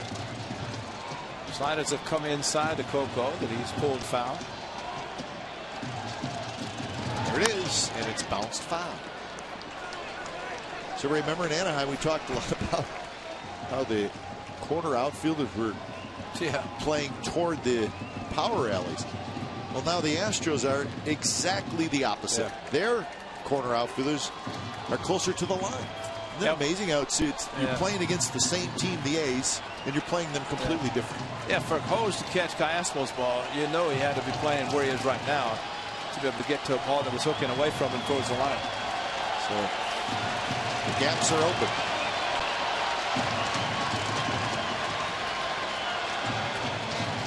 3-2 pitch with the runners going, and he just missed outside. Bass took a couple steps toward the dugout. He thought he had strike 3. Well, it's Mike Winters. It couldn't have been very far outside. Might have been a similar pitch that was called a strike, and that probably was better than the one that was called a strike. But Coco started, held up, sold it, and to first base. So bases loaded, 2 outs for Lowry. Lowry is 0 for 3.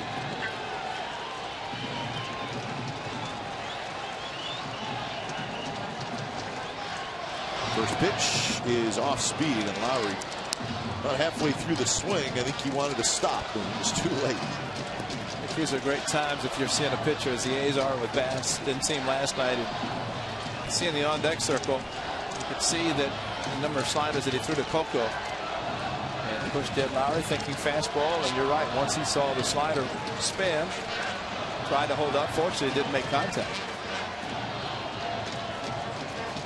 Lowry, a couple of fly balls and a ground out. So he's 0 for 3.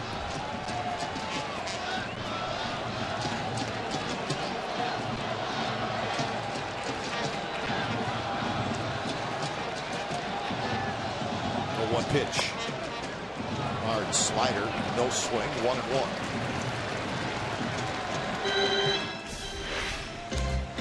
On appeal to third base, but Jed Lowry, no swing for sure on that one. Lowry 0 for 8 in the series. Good time to get your first hit. Reddick, Punto, Crisp are your base runners.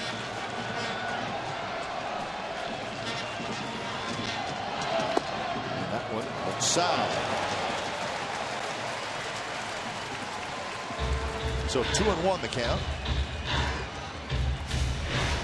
Another pitch that's very close, and that one looked like he's off the plate quicker and holding on to the ball, showing Mike Winters.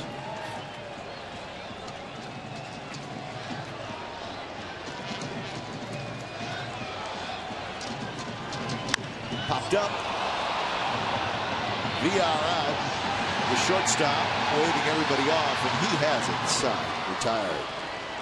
So the frustrations continue. The A's leave them loaded and still trail 3-1.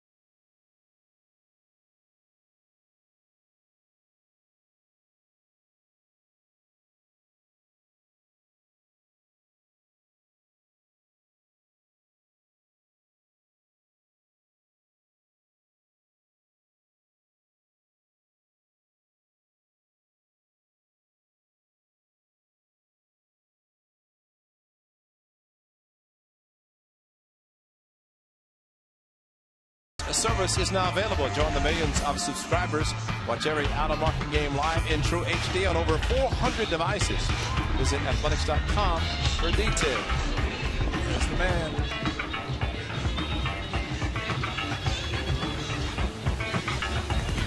He's good. As long as he can sell products, it makes it better. I think he's been selling for a while. 33,000 and 33,166 is the attendance today. So on a gorgeous day for baseball. Coco Crisp stays in the game after pinch hitting. He's now in center field. Scott Kazmir back to work here, top of the 7th inning, facing Dominguez, Hose, Corcoran.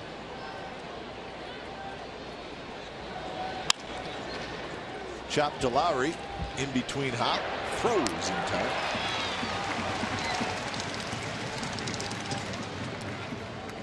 So 1 out, and that is 6 in a row retired by Scott Kazmir. Sitting at 83 pitches. Number 28, L.J. Hose. So L.J. Hose will hit for the 3rd time. He has struck out, and he has hit into a 4-6-3 double play.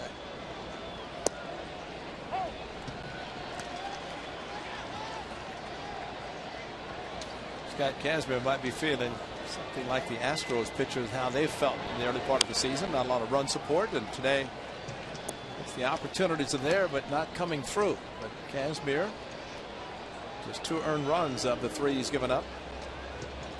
Pitching well as he has throughout the season. Tapped foul. So 0-2 to Hose.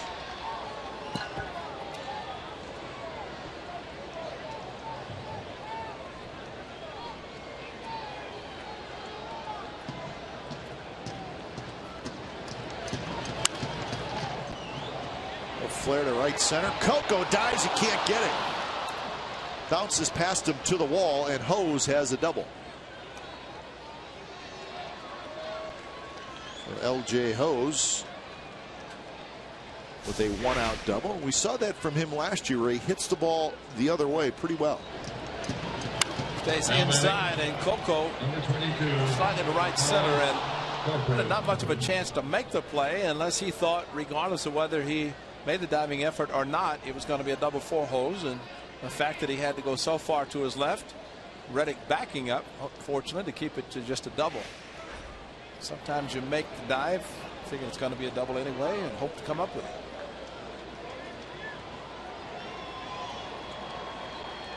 So here's Corcoran. Corcoran taps it toward Donaldson, takes a peek, and then flips it across. Corcoran's retired, 2 outs.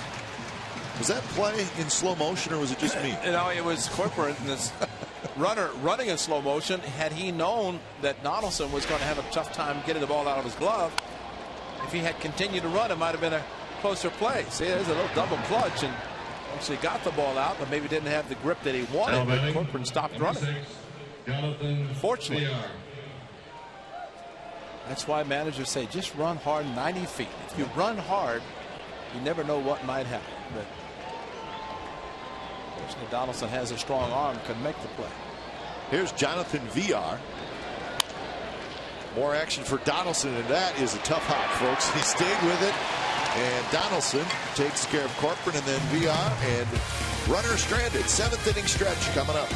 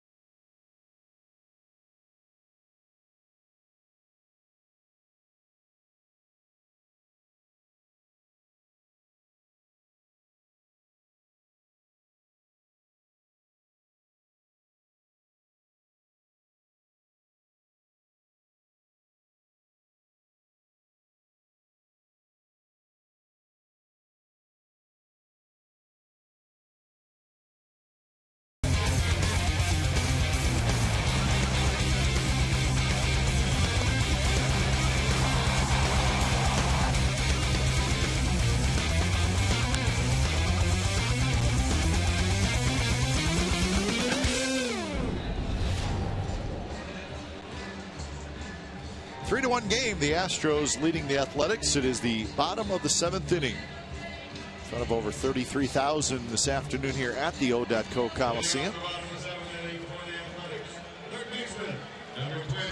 So the A's trying to get something going here in the 7th. They've had plenty of opportunities in this game. But they've stranded 10 through 6 innings.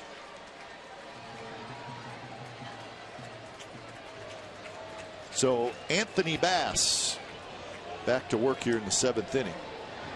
Donaldson, Cespedes, and Norris. And the first pitch is on the inside corner, first strike. Scott Kazmir, 7 innings, more than 90 pitches.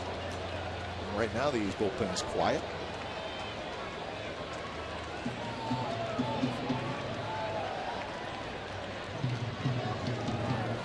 Donaldson takes strike 2. 91-mile-an-hour fastball. Looks like it has a little cut to it. He throws the cutter. Of course, we've seen the good slider that he featured last inning.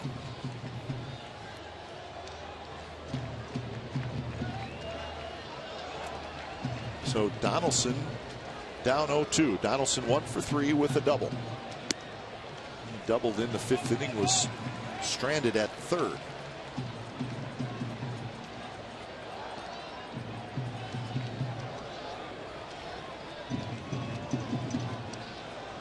There's action now in the Astros bullpen. That lone lefty is down there, Valdez.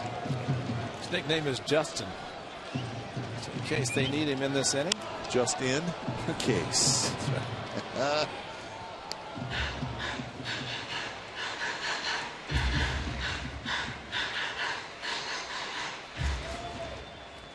One lefty, 6 righties in that Astros bullpen.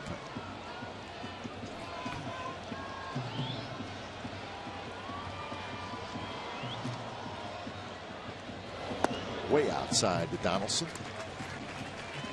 Cooper down on one knee with a 2-strike pitch. Sometimes dangerous. You're depending on your pitcher to throw the ball someplace other than in the dirt, because if the hitter swings, it's going to be tough to block if you're down on one knee. But Bass keeping the ball up to where he can handle it. Towards center, little knuckler, and Fowler dives, and he reaches up and he caught it.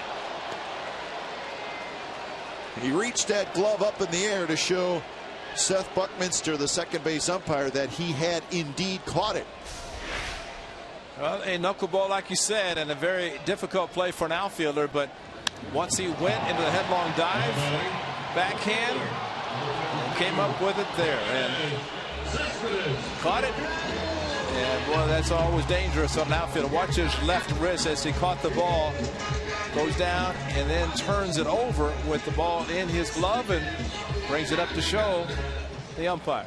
Excellent catch by Fowler. So that's out number 1. Here's Cespedes. Cespedes takes a strike. Boy, that is scary with that wrist. He was able to kind of get it up in the air a little bit right after he caught it.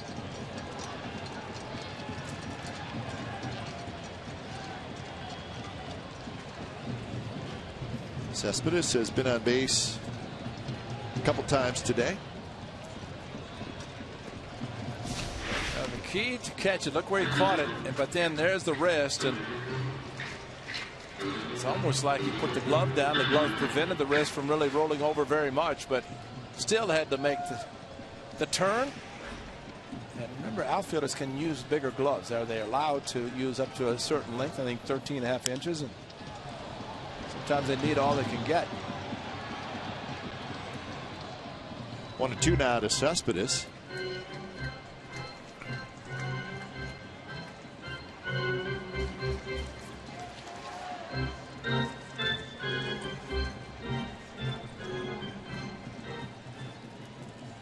He's have had at least one base runner in every inning.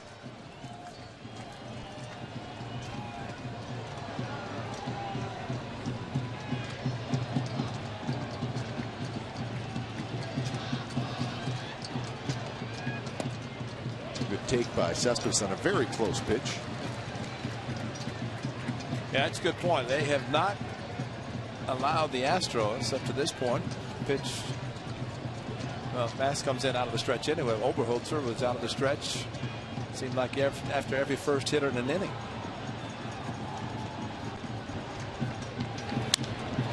That one skied to center.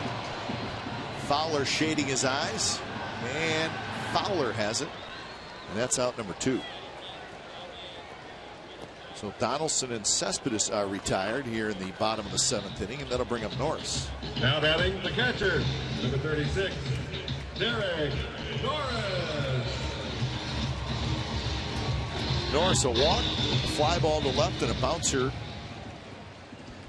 back to the mound. Norris has had a couple of opportunities today. That's 13 outs in the air for the A's. I mean, that's just missing. Saw Lowry last inning with the bases loaded. Just got out on the front foot enough to put the ball in the air.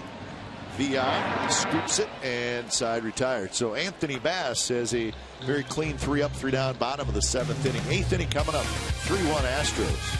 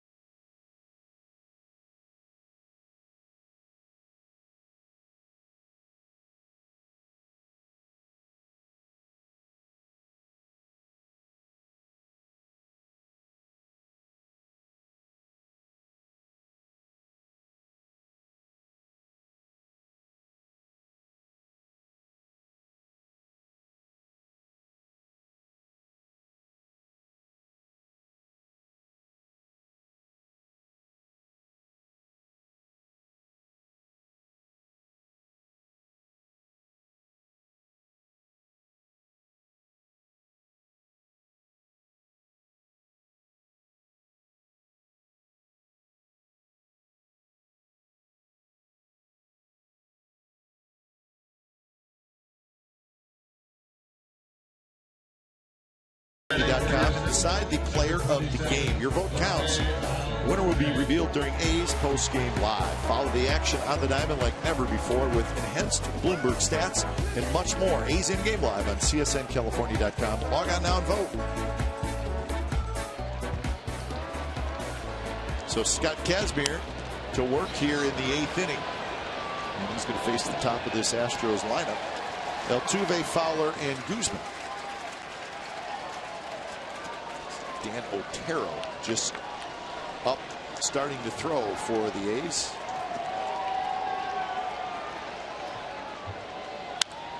Altuve rips one foul, so he's behind in the count 0-2. The Tigers beat the Angels today 5-2 in Detroit. Scherzer got the win. C.J. Wilson took the loss. I heard that matchup. That had to be a pretty good pitchers duel. Scherzer, Cy Young Award winner from last season. Altuve takes outside. Albert Pujols hit another home run, his 6th of the year, and career home run number 498 for Albert. Here's Otero.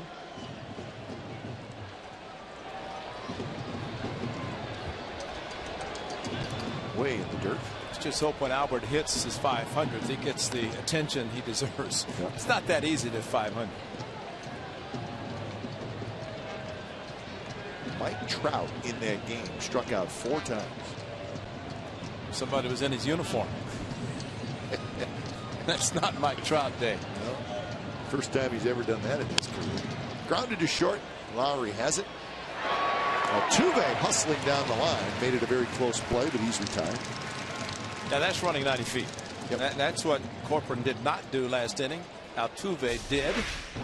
A little bit more speed maybe, but that is flying. That is thinking, I'm going to force the infielder to hurry, and he did. And fortunately, Lowry, with the nice stretch from Martin, got the job done. But that's a leader. That's hitting a routine ground ball, and you bust it down the line like that. You're showing your leadership qualities. Dexter Fowler hits. Fowler is 0 for 3. Did reach on an error in the first.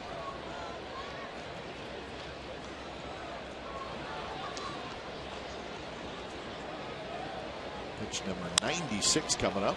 And it's more action for Lowry. Backhands, throws, and Martin with the big stretch. 2 outs. So Lowry getting some action. Donaldson got some action last inning. When you think about what the A's have done against the Astros pitchers with all the fly ball outs, Number 14, that's a 15th ground ball out that the Astros have hit, beaten in the ground. So the infielder's getting a lot of opportunities, and Barton stretching like no other first baseman can. 2 outs. Here's Guzman, who is 0 for 3. 6 hits for the Astros, 8 hits for the A's. Couple of errors by the Athletics. Casimir, all those ground ball outs, the VR home run, which is the first he's given up as a member of the A's, and the other was a ground ball to center field with a runner at second base. So he's kept the ball on the ground, which is always good for a pitcher.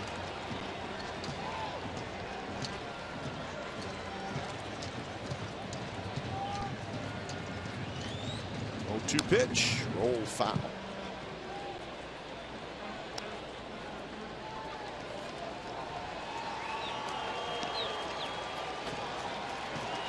Most pitches Casimir has thrown in his first 3 starts was 101. That was at Minnesota.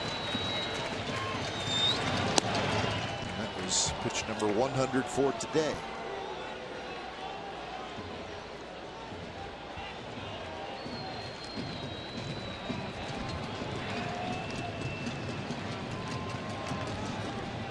Casimir's going to go for a little walk. Well, Derek Norris is questioning. I don't know the count. It's 1-2. There was a foul ball with 2 strikes, so I don't know what. Ball down in the outfield. Now, Mike Winters, a home plate umpire, put the fingers up, confirming. Now they're called timeout again. What? I don't know what he put up, but it should be 1-2. And they're going to ask, and because it went 0-2 and then a foul ball. So unless he put up 2-2, he had 2-2. Should be 1-2, because there was 2 strikes and a ball and a foul ball. Well, they're going to check it. Isn't this amazing? Same thing with the Astros, that they had to do this.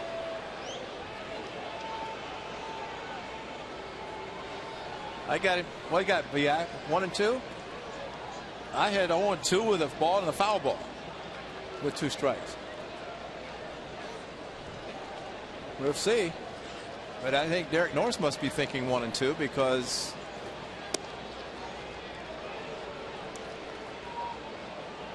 they're on the headset. The umpires are reviewing, determine the pitch count. All right, we're going to see the 4 pitches thanks to Lair, so we'll see them.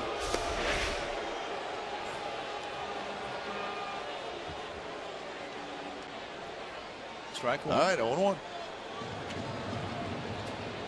Strike 2. All right, 0-2. Ball's going to miss. Now there's the foul ball, and then the next one's a ball. It's 1-2. It's 1-2. Yeah. There you go. That's why I do pitches. I mean, and I don't know, unless Mike Winters doesn't have a clicker, a count, or a ball strike indicator.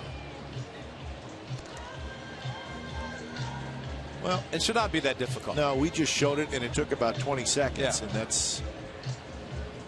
And unless the line in New York was busy, and there's no other games going on. We're the only game being played right now. So they're saying 1-2, right? What is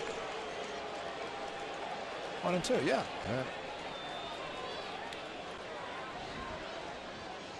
Well, I'm glad Derek Norris said something, because Mike Winters evidently said 2-2, and that's when he objected to it.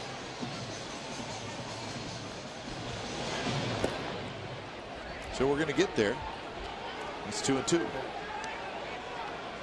Strike 4. You know, somebody's going to yell that. But you know, one time Charlie Finley wanted 3 strikes and 3 balls. He didn't want ball 4. I think we played a spring training game with. Here's a count. It's 3-3. Could you imagine? It's been 4 balls forever. That's right. You think instant replay has us confused? Oh my goodness gracious! Well, talk about messing up a pitcher's rhythm. They have to go back to New York to find out what the accurate count is. 3-2 is hit hard. Head down there by the A's grounds crew guys, and they were scattering a little bit. Clay Wood. See, 10 years ago, Clay, his reaction time is a little bit quicker, but he's not getting any younger now.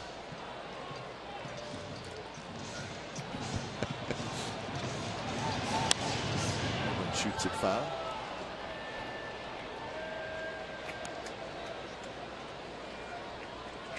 So the count remains 3-2. Springer hoping to get a chance to hit here in the top of the 8th inning.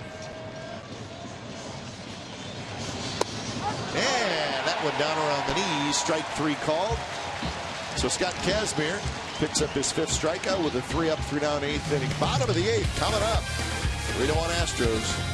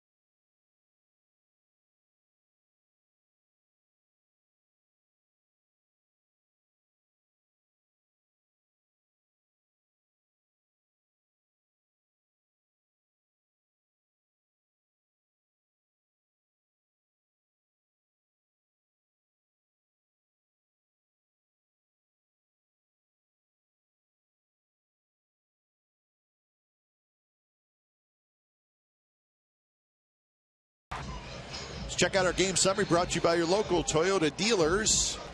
3-1 the Astros lead at 3-6-0 for Houston, 1-8-2 for the A's. Brett Oberholzer has a chance to win it. He's out of the game after 5 2/3 innings. Big day for Jonathan Villar. Scott Kazmir's pitched very good, 2 earned runs in 7 innings.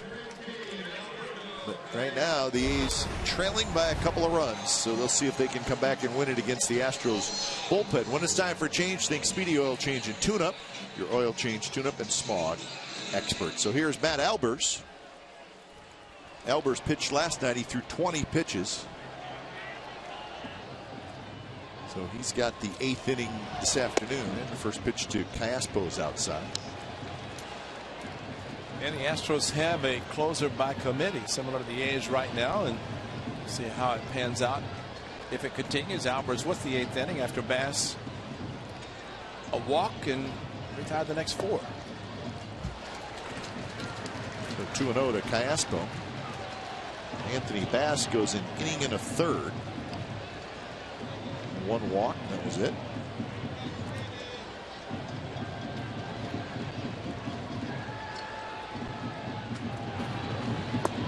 And now 3-0.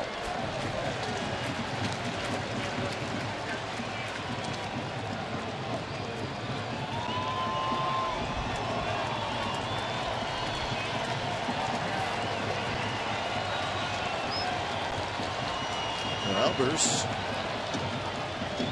kicks in the 3-0 pitch is right in there. First strike at 88 miles an hour.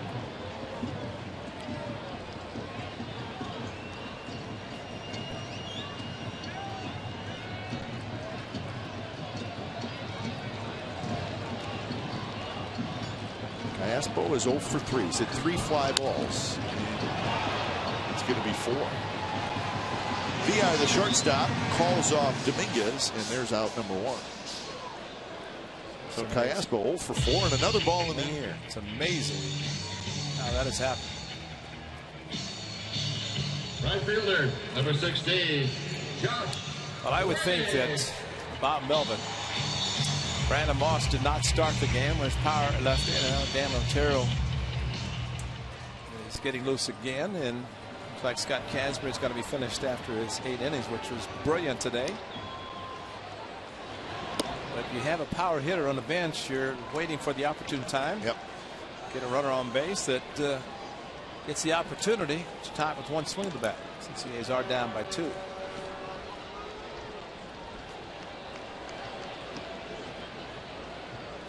First pitch to Reddick is rolled fouled on the first base line. Reddick 1 for 3 with a single in the 6th. The Blue Jays shut out the Indians today 5-0. The winning pitcher was Mark Burley. Mark Burley is 4-0 with a 0.64 ERA. How about that? Yep. 7 innings today for Burley. And the Indians struggling some. They've lost 7 out of the last 9. Now Gregerson joins Otero in the A's bullpen.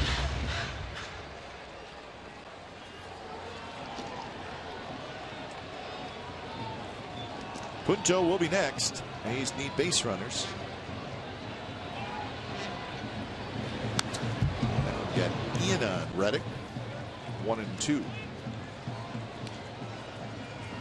Red Sox beat the Orioles 4-2. David Ortiz hit a home run. He has 434 career home runs now. Big Poppy.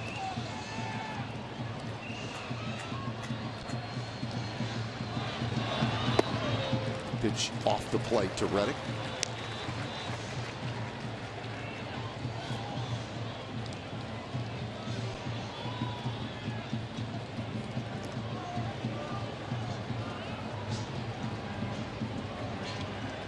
Shift is on for Reddick. It's not the full shift. Villar, the shortstop, is playing right behind second base. Dominguez, the third baseman, is shifted over towards short. It's not the full shift with 3 defenders on the right side of the infield. This is a big pitch. This is a big one for Josh Reddick to try to get on base somehow. He flips one down the left field line. Ho's on the move, and he got a glove on it, and he couldn't hold on right by the A's bullpen. That ball was slicing away from him, but you think about it, and talking about the corner outfielders playing so close to the line, opening up the gaps. And look where he's playing. This ball should have been caught, but it kept slicing. No interference, any interruptions by the guys down in the bullpen, but he just didn't stay with it. Got it in his glove and missed it. And not a very long run. Once the ball went in the air, he figured he had a chance to get to the ball.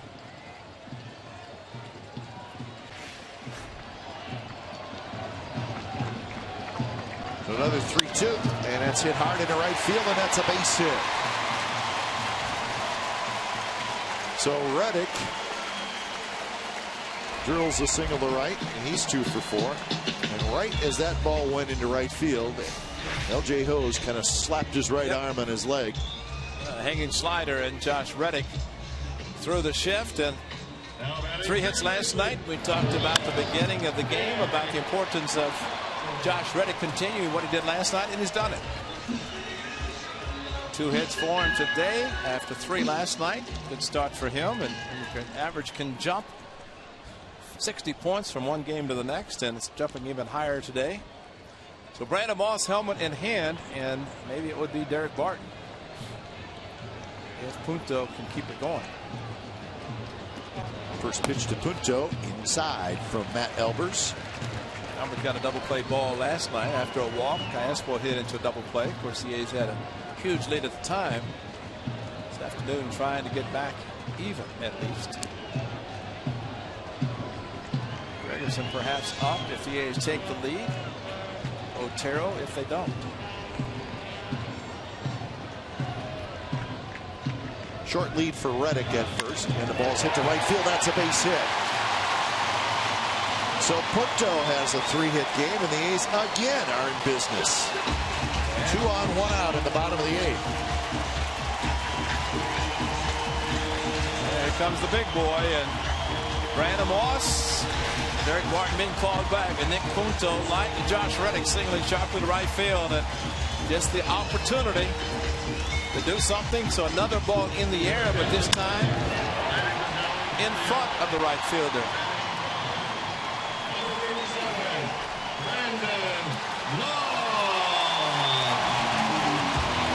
What's nice about that is this is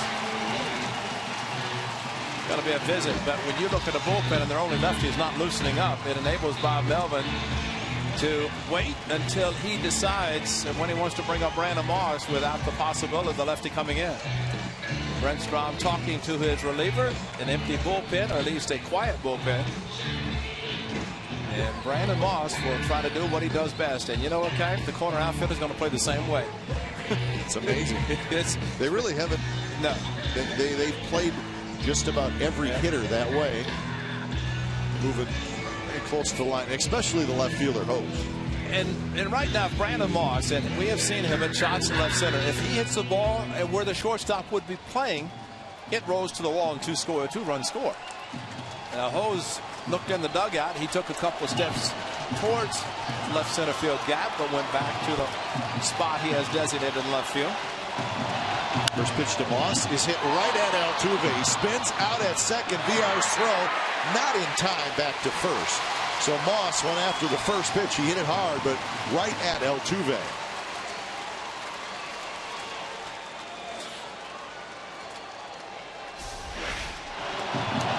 Well, Moss with some loose legs, because as hard as he hit it, he got down the line quickly and no opportunity for the double play to be turned. But Altuve, I think, just want to make sure he got the lead run at second and giving time for the right arm of Punto to take out Villar. Oh, that's when you really run hard, and Moss was doing it to avoid the double play to keep the inning going. Shot for Coco. Second at bat for Coco. He pinch hit in the 6th and walked. Coco swings and misses. That's an 0-1 count.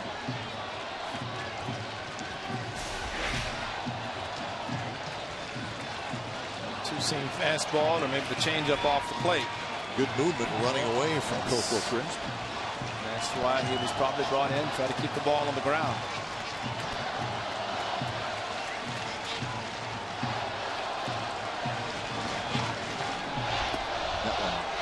Dug out by Corcoran. Reddick at third, Moss at first, 2 outs.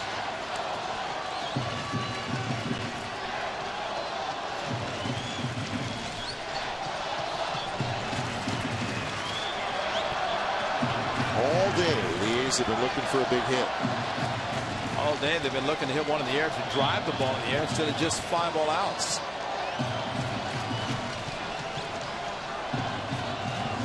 Long look in by Albers, too long for Coco, who asked for time and gets it.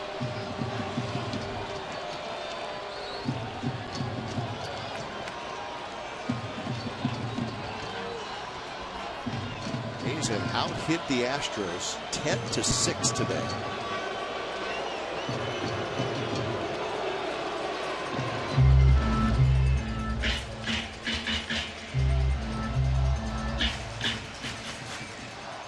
Coco is ready.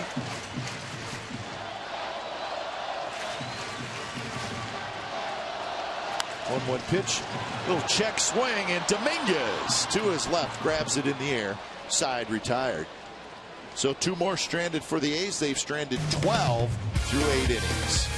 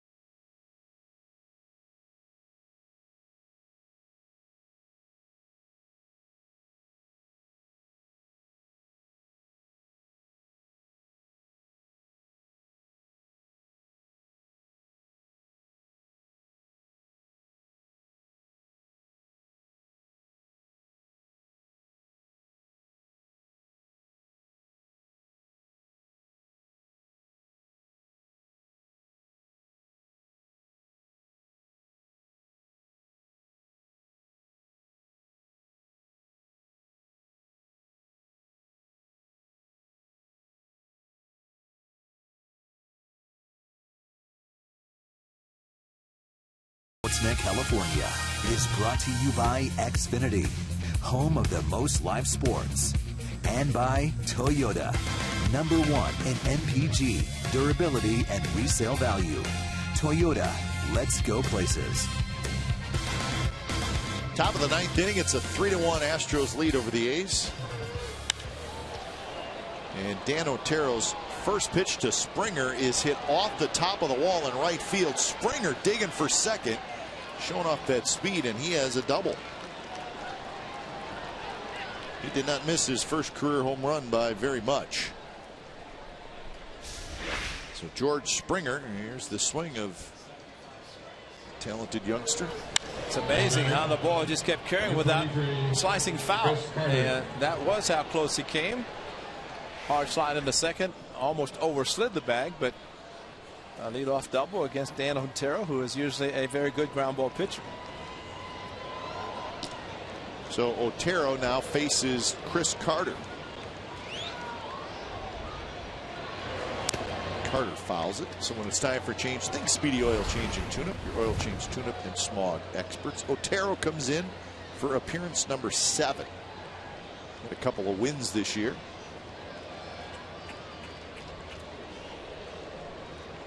Moss remains in the game at first base. Matt Dominguez in the on-deck circle for the Astros.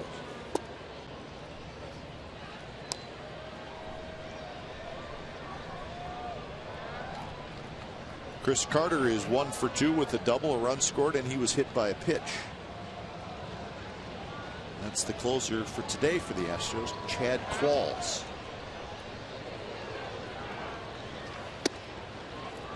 2-1 now to Carter. One other final in the American League. The Royals beat the Twins 5-4.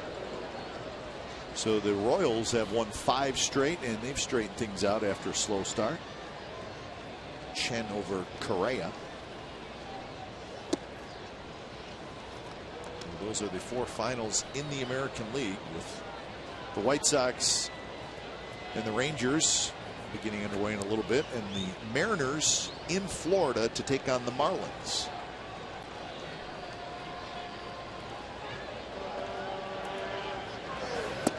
Close, and a 3-1 pitch is outside, so Carter has a walk. 2 on and nobody out here in the 9th. That's the first walk issued by an A's pitcher today. And Otero's usually not the one that walks anybody, but try to get Carter to pull a ball with a fastball inside. He's late off the pitches.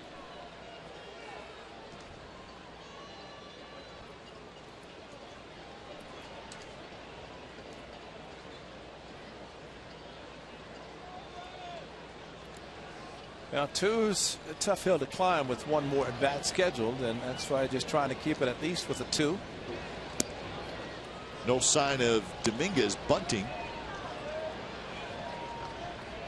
At least not on the first pitch.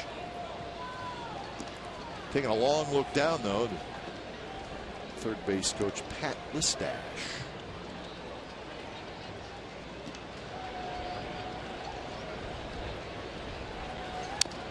Roll foul.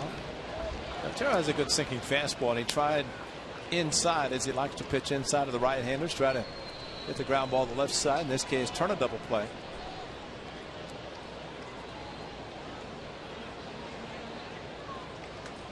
Springer very fast. Carter average speed at first. But you don't want to get in front of the train. The runaway. The downhill train. Could be 2. Lowry has it to Punto. Double play.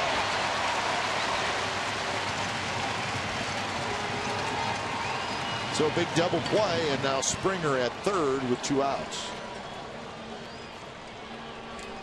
That's what you like about a ground ball pitcher. Otero gets the tailor-made 6-4-3 double play, and after first and second, nobody out. Now runner at third, 2 outs, just trying to keep it at the 2-run deficit. And 1 more big out to try to do it. So it's L.J. Hose, who's 1 for 3 with a double to face Otero. Rips one into the seats.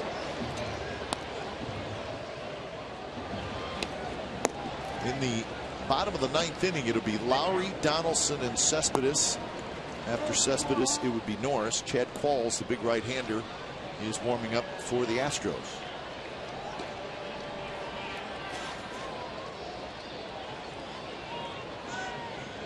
There's a ball loose out in left field. Cespedes will take care of that.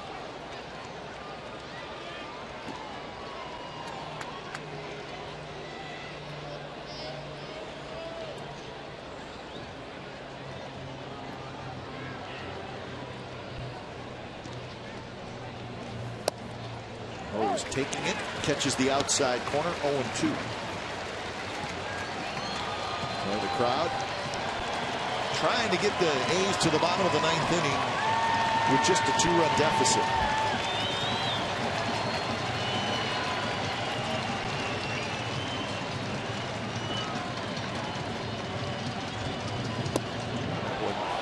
Missed somewhere, do not know exactly where, but maybe somebody besides the hitter was fooled. Two-seamer inside. Derek Norris right on the corner, and wasn't too low. Didn't look inside, but it's 1-2. That one called a strike. Outside corner, Ho strikes out, and we are going to the bottom of the 9th, folks. A's down 3-1. Stick around.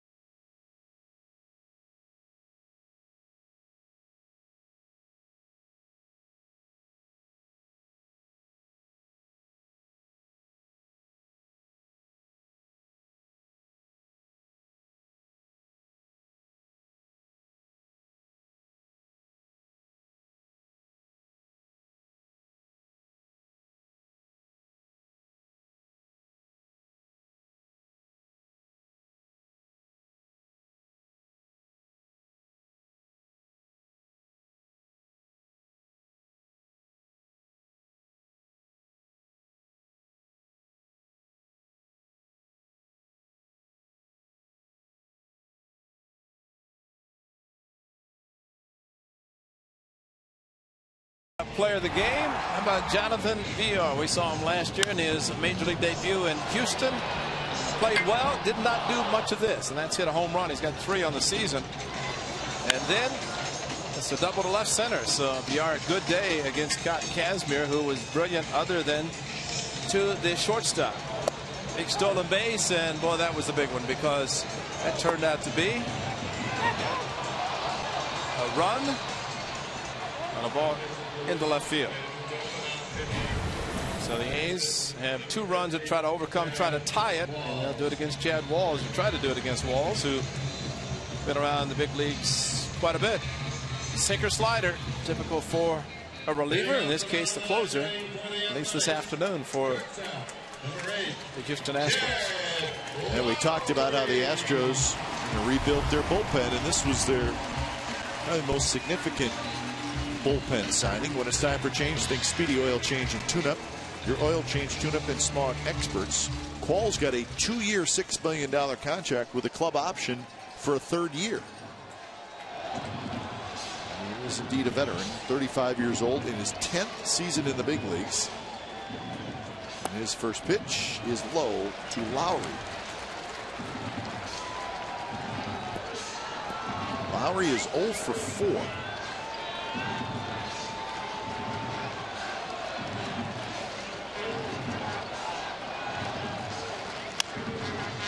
Tapped foul. Qualls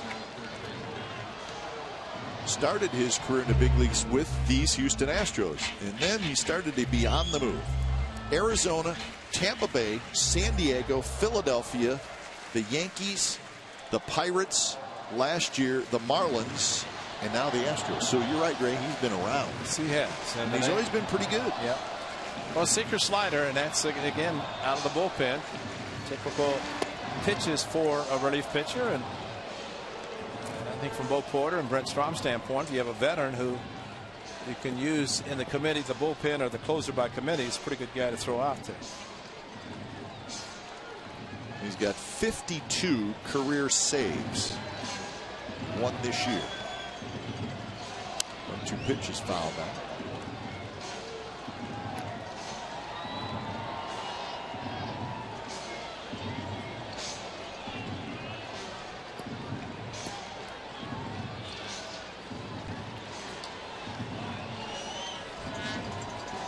Well, if the A's win this game, it's going to be a walk-off. That's right. That's true. We know that. Yeah. Just need a base runner to at least bring the time run to the plate. Get the power in the middle part of the batting order coming up. That one's hit down the right field line. Headed for the corner, and that baby's gone. Lowry homers, and it's 3-2.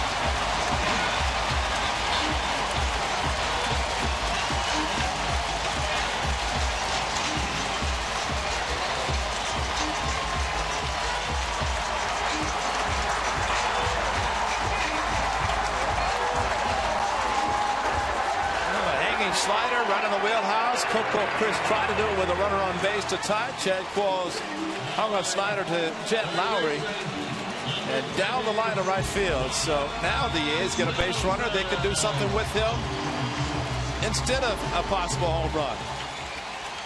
So second home run of the year for Lowry, and here's Donaldson. Donaldson takes way outside.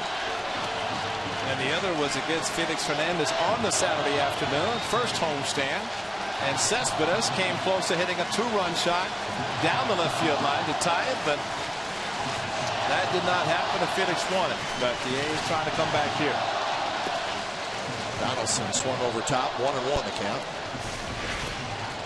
Watch Lowry pull the hands in on the slider and pull the hands in and down the corner, and Qualls knew it. When you have a great two-seam fastball and you hang a slider, it's got to be disappointing for you.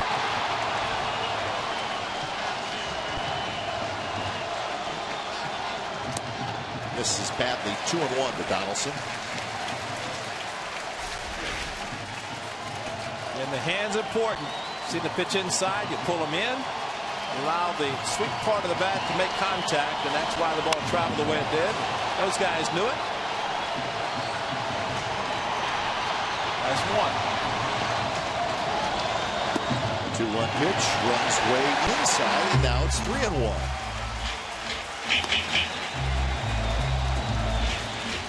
Doolittle gets up.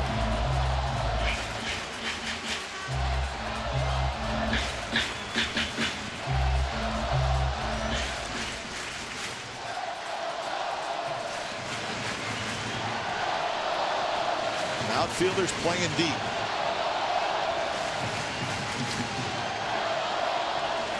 The 3-1 pitch is high, and the tying run is aboard with nobody out. Tried to guide a two-seam fastball, and it didn't sink.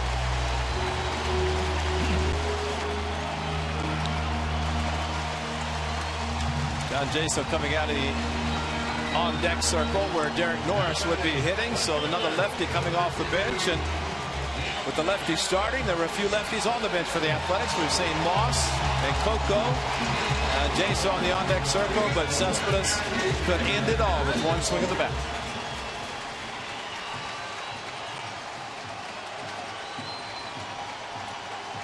Main thing is Reddick just think opposite field, the outfield playing very deep, no doubles, and not roll over on a pitch.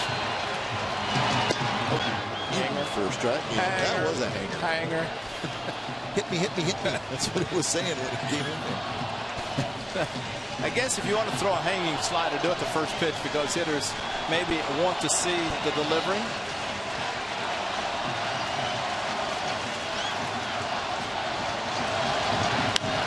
that's a base hit right field. Springer picks it up.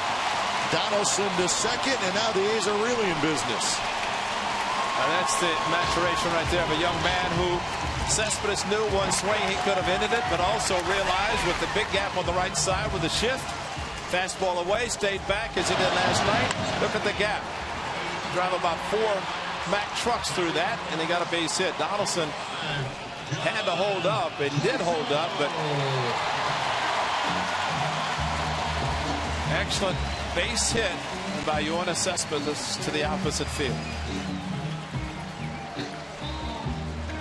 So J.So. the hitter, Callaspo is the on-deck hitter. And you look at the A's rest of the lineup with J.So., and then you have left. So, I mean, there's a whole bunch, and no lefty up. So it's up to Qualls, and that's usually what happens with a closer, especially the veteran Qualls, that they were doing. And they're expecting a bunt from John J.So. We've not seen it a lot, but the corner infielders are opening up a whole bunch of gaps on the infield by playing where they are. That might be a double steal instead of trying to sacrifice. They play the way they are. First pitch to J.So. is outside. You know, Ray, we said a closer by committee for the Astros. That's fine. But if you don't have a lefty that is in that committee, that's going to hurt you at some point. And I think it's probably hurting the Astros right here. Well, the A's hoping that it hurts them enough that they pick up a win coming back in this 9th inning. But with all these lefties, you would think at least he would be up. J.So. takes a stride. So the count even at 1-1. Raul Valdez is that lefty we're talking about. He was up earlier. Pitched last night, but a minimal amount of pitches. So I guess this is a matter of Qualls, the veteran. He's been in the role before, and Ray Porter sticking with it.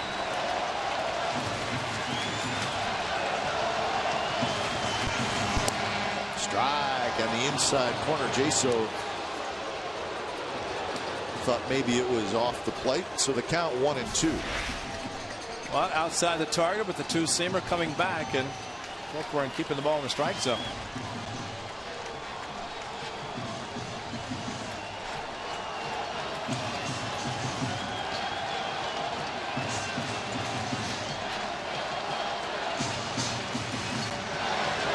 And he got him swinging.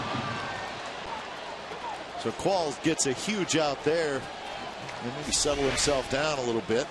Well, they went to the slider, and J.So. makes contact, swung over the slider. Now batting, designated hitter, so number 18, it was up to swing the bat, and he did, but Qualls got it.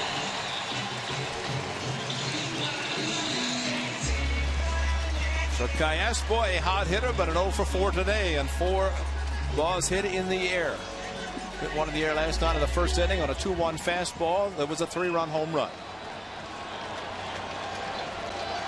Here is Callaspo. Wow, just hit a ball in the gap, and he is going to win the game. Where Hose is playing in left field, and the gap in left center.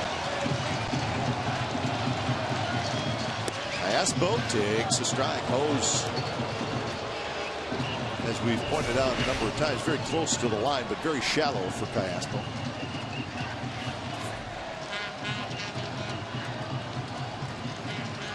Reddick is the on-deck hitter.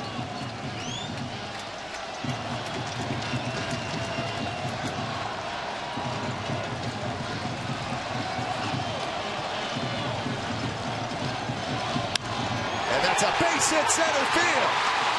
Donaldson coming around third. We are tied as Cespedes goes to third.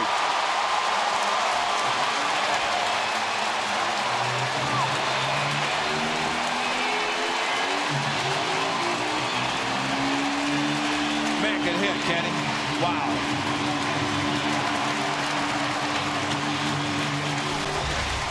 First pitch sinker, this one almost the identical place, and so much for the home run. Just give him a base hit to tie the game, and Callaspo right back up the middle.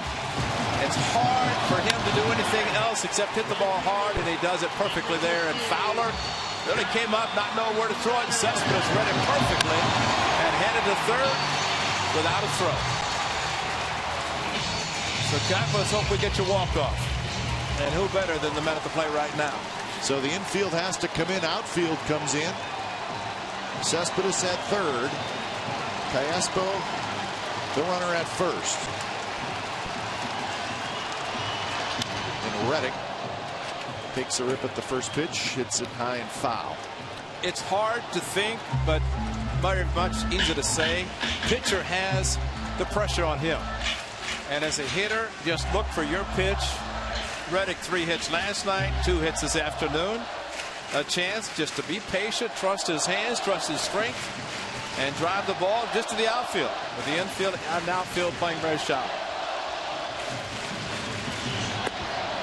Up and away, 1-1.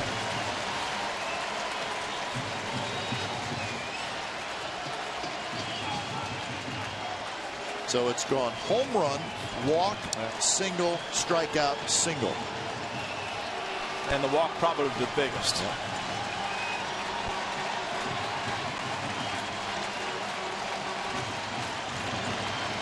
And Reddick reached for that one.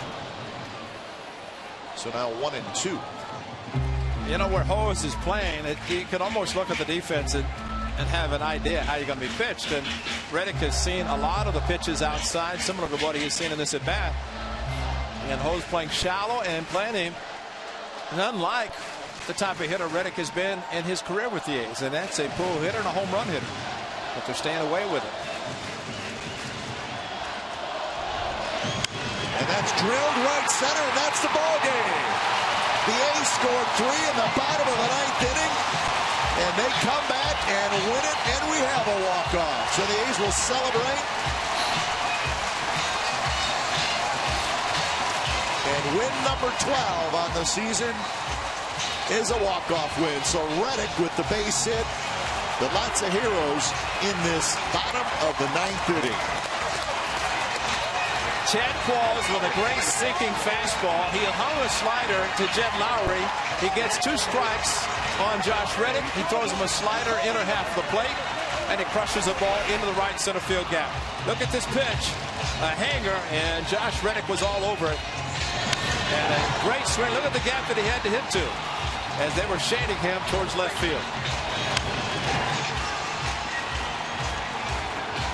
So on an afternoon that, well, for 8 innings at least, was frustrating offensively for the Athletics. They just could not seem to come up with that big hit, but they got the big hits in the bottom of the 9th inning. So 4-3 is your final. The A's have won the first 2 games of this series against the Houston Astros.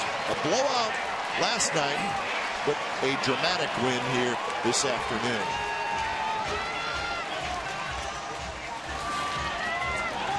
Also, as I look at my scorecard, Ray, the A's had left 10 men on base through the first 8 innings, and it was getting frustrating, and you could feel it. And I think the guys were starting to press a little bit, but the home run and then the walk. Yeah. And Chad Qualls, you mentioned it, a guy that's got a sinker. His pitcher's down, but he was up with everything in that 9th inning, and you could tell, and clearly the A's took advantage of it. He got 1 strikeout with John Jason on the good slider, but other than that, he threw bad sliders to Lowry and to Reddick for the game winner for Reddick. But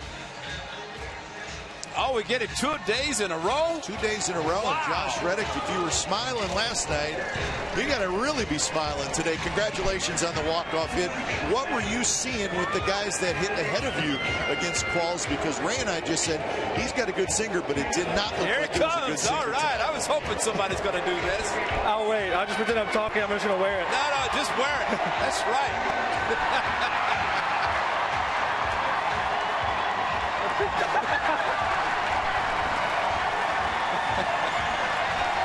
It's in my eye. We'll let you I'm good. Yourself up a little bit. You know, Coach, I was just going to ask him if he's the one giving the pies all the time, who pies him, and who just found out. Now we got nothing.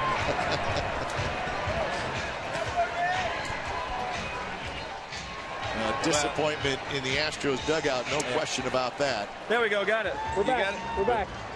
It's in my eye. All right. What was it? Yeah, the question about Qualls. Yeah, right. I mean, he just looked like this is a guy who's got a great sinker. Just didn't look like it was there at all in the 9th inning. What were you thinking with what you saw with the guys before you hitting off Qualls? He seemed wild. It's kind of like similar to last night with the first inning going on, but I was kind of upset with myself. I chased 2 balls out of the zone trying to shoot it the other way, but fortunately I got a slider hanging. And I was actually sitting another sinker away, so luckily I got the mistake and I capitalized on it. But he just seemed a little wild, and we were patient, and Jed led us off with a nice solo home run, coming inside and throwing his hands inside the baseball. And Josh, you've been with this club 2012, 32 home runs, and we're looking right now at a hanging slider that you drove into right center field. But what does it say about your club? You guys did it in 12, you did it in 13, you're already doing it this year. Coco with a walk-off earlier, you with a walk-off today.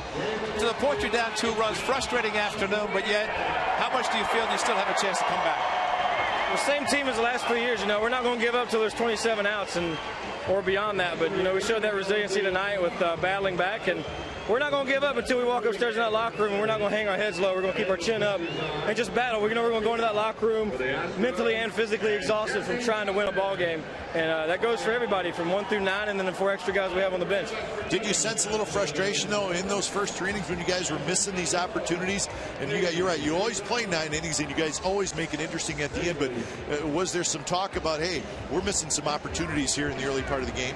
We didn't really mention it, no. I mean, we all know the situations and how big things can be. We knew we left some guys on base, but ultimately, all that matters is when we got more on the board at the end of the game than they do, and we'll take it in the 9th or the 1st or the 3rd or the 5th. So as long as we're winning, we'll take it however we can get it. There ain't no cheap way in baseball.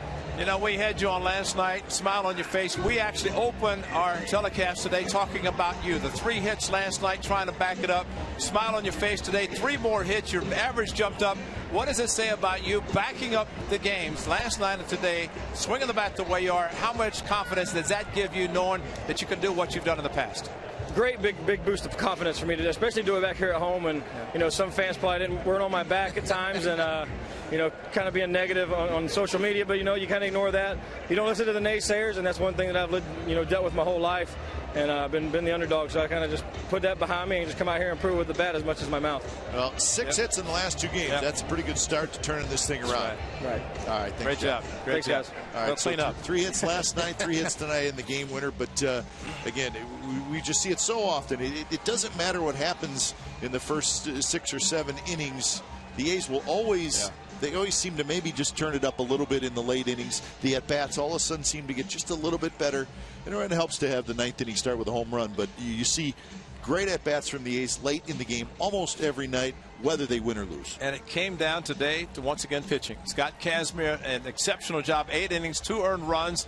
He kept the club close. 15 ground ball outs while the A's were hitting a lot of fly ball outs. Kazmir did his job. He won't get the win, as Dan Otero will, but 8 innings to be able to keep the club close enough that they could come back the way they did. Because if they scored a lot of extra runs, 4 or 5 deficit, much harder to come back.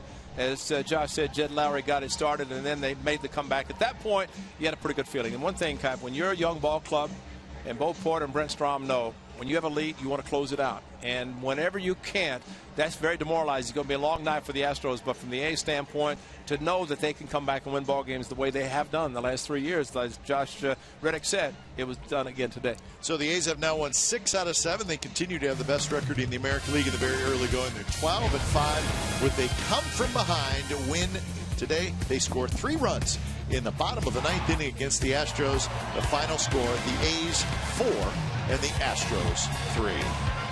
You've been watching Oakland A's baseball here on Comcast Sportsnet California. Don't go away. A's postgame live with Brody Brazil and Bip Roberts is set to go. A's win it in walk-off fashion, 4-3.